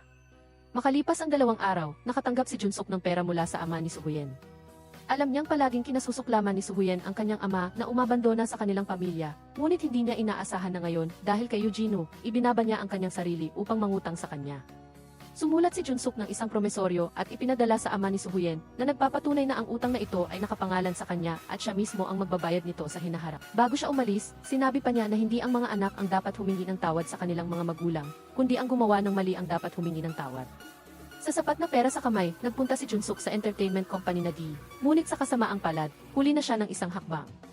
Ang kinatawa ng entertainment company na G ay nagparehistro ng kontrata kay Hyunsel. Nagmamalaki si Hyunsel na nilagdaan ang kontrata at hiniling sa departamento ng pananalapi na agad na ilipat ang pera, ngunit ipinaalam ng departamento ng pananalapi na hindi ito kayang bayaran. Sa sandaling iyon, pumasok ang kinatawa ng Europa, formal na ipinaalam kay Hyunsel na nagpasya ang kumpanya na paalisin siya. Binalaan ni Hyunsel ang kinatawa ng Europa, sinabing marami siyang bomba na itinanim sa kumpanya, at kung sasabog ang mga ito, malalagay sa krisis ang kumpanya. Gayunpaman, hindi natakot ang kinatawa ng Europa. Malamig siyang sumagot na bago sumabog ang bomba, kailangan munang alisin ang nagtanim ng bomba. Sa huli, pumirma si Junsuk ng kontrata sa entertainment company na G. Ibinabalik si Eugeno sa ilalim ng pamamahala ni Suhuyen. Ang dami ng gustong sabihin ni Eugeno kay Suhuyen ay nauwi lang sa 2 salitang pasasalamat. Pagkatapos lang matanggal sa pwesto, hinanap na si Hyunsel ng pulisya. Bago nito, isang producer na nasa ilalim ng kontrol ni Hyunsel ay inaresto ng pulisya dahil sa pagkakasangkot sa iligal na droga. Bago arestuhin, tinawagan ng producer na ito si Hyunsel na nagbabala na mayroong mga hindi malinis na bagay na kumakalat sa kanyang nightclub. Pinapaalalahanan pa niya si Hyunsel na malapit ng imbestigahan ng pulisya ang kanyang club, pinapayuhan siyang maghanda ng maaga. Batay sa pahayag ng producer, ipinatawag ng pulisya si Hyunsel para interogahin. Tungkol sa kung ang kanyang nightclub ay may kaugnayan sa pagbebenta ng ipinagbabawal na sangkap, mariin itong itinanggi ni Hyunsel. Upang makahanap ng ebidensya, nagsagawa ang pulisya ng biglaang inspeksyon sa nightclub. Mabilis na nalaman ni Quit ang balita at mabilis na kinopya ang lahat ng data ng kamera sa isang aids. Pagdating ng pulisya, nasira na ang lahat ng kagamitan sa pagre-record. Dahil walang matibay na ebidensya, napilitan ang pulisya na pakawalan si Hyunsel. Bago umalis, hiniling ni Hyunsel na pakinggan muli ang pahayag ng producer. Sa recording, binanggit ng producer na madalas silang pumupunta mula sa nightclub patungo sa restaurant at ang driver ay isang binatilyong may magandang mukha. Agad na nahulaan ni Hyunsel na si Eugeno iyon. Bumalik sa club, hiniling ni Hyunsel kay Chris na ibigay ang AST at hiniling na lahat sila ay magkaisa sa kanilang pahayag na ibinabalik ang buong responsibilidad kay Eugeno. Sinabi niya na hanggat sina Chris at ang mayamang kabataang Ginoo ay magkapareho ng pahayag, tiyak na imbestigahan ng pulisya si Eugeno. Kapag nadawit si Eugeno sa kaso, siya at si Suhuyen ay lubos na masisira. Matapos sabihin iyon, nagkunwari si Chris na kukunin ang ASP sa kotse, ngunit hindi nagtiwala si Hyunsel, kaya nagpadala siya ng tao para subaybayan siya. Sa pagkakataong iyon, tumakas si Chris at nakita siya ni Suhuyen at tinanong kung ano ang gagawin niya. Sinabi ni Chris na palagi niyang itinuturing na kapatid si Eugeno at tiyak na poprotektahan niya ito dahil si Park Hyun ay may kriminal na record at si Hyunsel ay direktang sangkot. Kaya kung mawala si Chris bilang saksi, hindi paniniwalaan ng pulisya ang dalawang iyon at hindi nila mapaparusahan si Eugeno. Nagpasya si Chris na manatiling nakatago sa loob ng ilang dekada upang matiyak na hindi madadamay si Eugeno. Galit na galit si Chris nang maalala ang pagkatanggal niya sa trabaho sa edad na 18. Siya ay tulad ng isang inabandonang aso na paikot-ikot sa harapan ng gate ng kumpanya na nananabik na makilala ngunit sa huli ay nabigo lamang. Walang anumang natatanging talento kaya't si Chris ay dumanas ng matinding paghamak at panlalait. Mahirap siyang umakyat sa posisyon ng direktor ng nightclub, ngunit hiniling ni Suhuyen na sumuko siya. Naramdaman niyang napakalupit niyon, humingi ng tawad si Suhuyen sa pagtanggal kay Chris noon, sinisisi ang sarili sa pagtulak sa kanya sa isang malupit na lipunan ng napakaaga. Gusto niyang tubusin ang mga pagkakamali ng nakaraan. Ngunit hindi tinanggap ni Chris ang huling paghingi ng tawad na ito at masakit na umalis. Tinawag ni Chris si Eugenio para kumain at magkasama silang nagbalik-tanaw sa kanilang panahon bilang mga trainee. Bago maghiwalay, pinayuhan ni Chris si Eugenio na sinabing taimtim na gusto siyang sanain ni Suhuyen. Kailangan mong makinig kay Suhuyen at kailangan mong umakyat sa mas malaking entablado upang matupad ang iyong pangarap. Naramdaman ni Eugenio na may itinatago si Chris, ngunit nagpaalam lang si Chris at tumalikod patungo sa istasyon ng pulis sa kabilang kalsada. Sinundan ni Eugenio ang likod ni Chris at sa sandaling iyon, isang motorsiklo ang sumugod papunta kay Chris. Habang papunta sa istasyon ng pulis upang sumuko, inatake si Chris nang sumasakay sa motorsiklo. Sa kabutihang palad, dahil sa mabilis niyang reaksyon, agad siyang yumuko at nakaligtas. Nakita ng umaatake na nabigo ang plano, at nang makita ang pulis na dumadaan, sumuko siya sa kanyang balak. Ligtas na nakarating si Chris sa istasyon ng pulis at kusang loob na umamin sa lahat. Inihayag niya na sadyang inakit ni Highland Cell ang mga taong kinasusuklaman niya sa club para mag-party, at siya ang namamahala sa transportasyon. Matapos aminin ang lahat, isinumite ni Chris ang video recording ng buong insidente sa pulisya. Nang marinig ang balita, agad na naghanap si Suhuyen ng abogado para ipagtanggol si Chris, umaasang mabawasan ang kanyang sentensya. Batay sa mga pahiwatig na ibinigay ni Chris, mabilis na kumilos ang pulisya at inaresto si Highland Cell. Sa harap ng hindi maikakailan na ebidensya, inamin ni Highland Cell ang lahat ng kanyang krimen. Nagpakita ang pulisya ng isang litrato at tinanong si Highland Cell kung nakikilala niya ang nasa litrato. Siya ang taong nanira sa kapatid na babae ni Highland Cell noong nakaraan. Mapait na ngumiti si Highland Cell, pinagtatawanan ang sarili. Ang taong iyon ay napakalakas, at kahit nakagawa siya ng krimen na nagdulot ng pinsala sa iba, nakatakas pa rin siya sa parusa ng batas. Sinabi ng pulis kay Highland Cell na kamakailan lang, ginamit ng taong iyon ang pampamanhid para saktan ang isang estudyante sa kolehiyo. Nagdemanda si Suhuyen laban sa kanya at gusto ring makamit ang hustisya para sa kapatid na babae ni Highland Cell. Nangako ang pulis na gagawin nila ang lahat para mahuli ang kriminal at iharap siya sa hustisya. Lubos na nagulat si Highland Cell. Ang kaaway na akala niya ay hindi magbabayad kailanman, ay ngayon nahaharap sa hustisya salamat sa tulong ni Suhuyen. Labis nitong naantig si Highland Cell, na puno ng halo-halong emosyon. Matapos ayusin ang lahat ng problema ni Chris, dinala ni Junsuk ang bagong kanta na isinulat niya para kay Eugenio kay Suhuyen. Kasabay nito, isinuot niya ang bagong biniling singsing sa kamay ni Suhuyen, at taos-pusong humingi ng tawad sa pagmumungkahi ng diborsyo noon, at umasa na maaari silang maglakad ng magkasama sa hinaharap. Pagkatapos, sinimula ng mag-asawa na turuan si Eugenio na sanayin ang bagong kanta. Gayunpaman, sa tuwing nasa harap ng mikropono, hindi maiwasan ni Eugenio ang masakit na alaala ng mga panlalait at pang-iinsulto na dinanas niya, parang may nakabara sa kanyang lalamunan at walang tunog na lumabas. Matyagang inalo ni Suhuyen si Eugenio, sinabing ang mga nagpakalat ng malisyosong chismis ay sumulat na ng liham ng paghingi ng tawad at publikong kinumpirma online na mali ang chismis tungkol sa kanyang pagpunta sa nightclub. Ngayon, maraming tao ang sabik na naghihintay sa kanyang pagbabalik. Kinabukasan, sinabi ni Suhuyen kay Eugenio na pumunta sa paaralan kasama ang kanyang anak at si Jiang. Ang ikinagulat ni Eugenio ay ang mainit na pagtanggap ng kanyang mga kaklase. Naghiyawan ang lahat ng pagsuporta, nag-uunahan sa pagkuha ng litrato kasama siya. Sa mainit na kapaligiran na iyon, unti-unting nabawi ni Eugenio ang kanyang kumpiyansa. Hindi pinalampas ni Suhuyen at Junsuk ang pagkakataon, agad nilang inilabas ang bagong kanta ni Eugenio. Mabilis na dumating ang magandang balita, pumasok ang kanta sa mga chart ng musika at mabilis na kumalat. Tulungan ang pangalan ni Eugenio na maging masikat. Patuloy na nagbigay ng pagkakataon si Suhuyen kay Eugenio na lumabas sa maraming programa sa panayam sa musika upang ibahagi niya ang kanyang nakasisiglang kwento ng paglampas sa mga paghihirap. Isang malaking entertainment company sa Korea ang nakakita ng potensyal ni Eugenio, kaya't gusto nilang pumirma ng kontrata at tiniyak na matutugunan nila ang lahat ng pinansyal na pangangailangan. Ang nakakagulat ay tinanggihan ni Suhuyen ang lahat ng pera. Sa halip, hiniling niya sa kumpanya na bigyan si Eugenio ng oras upang dahan-dahang lumago, hindi apurahin siyang kumita ng pera. Umaasa siyang makakatayo si Eugenio sa sarili niyang mga paa, unti-unti at maging isang mas mahusay na artista. Matapos pumirma ng kontrata, sinabi ni Suhuyen kay Eugenio ang kanyang desisyon. Bagamat gusto niyang patuloy na samahan ka, alam niyang limitado ang kanyang kakayahan, kaya't ipinagkatiwala kanya sa isang mas malaking kumpanya, umaasang makita kang sumikat sa malaking entablado. Lubos na nagpapasalamat si Eugenio sa lahat ng ginawa ni Suhuyen para sa kanya at nangakong hindi niya bibigin ang kanyang mga inaasahan. Matapos maayos ang lahat, inanyayahan ng kinatawan si Suhuyen at Junsuk na bumalik sa entertainment company.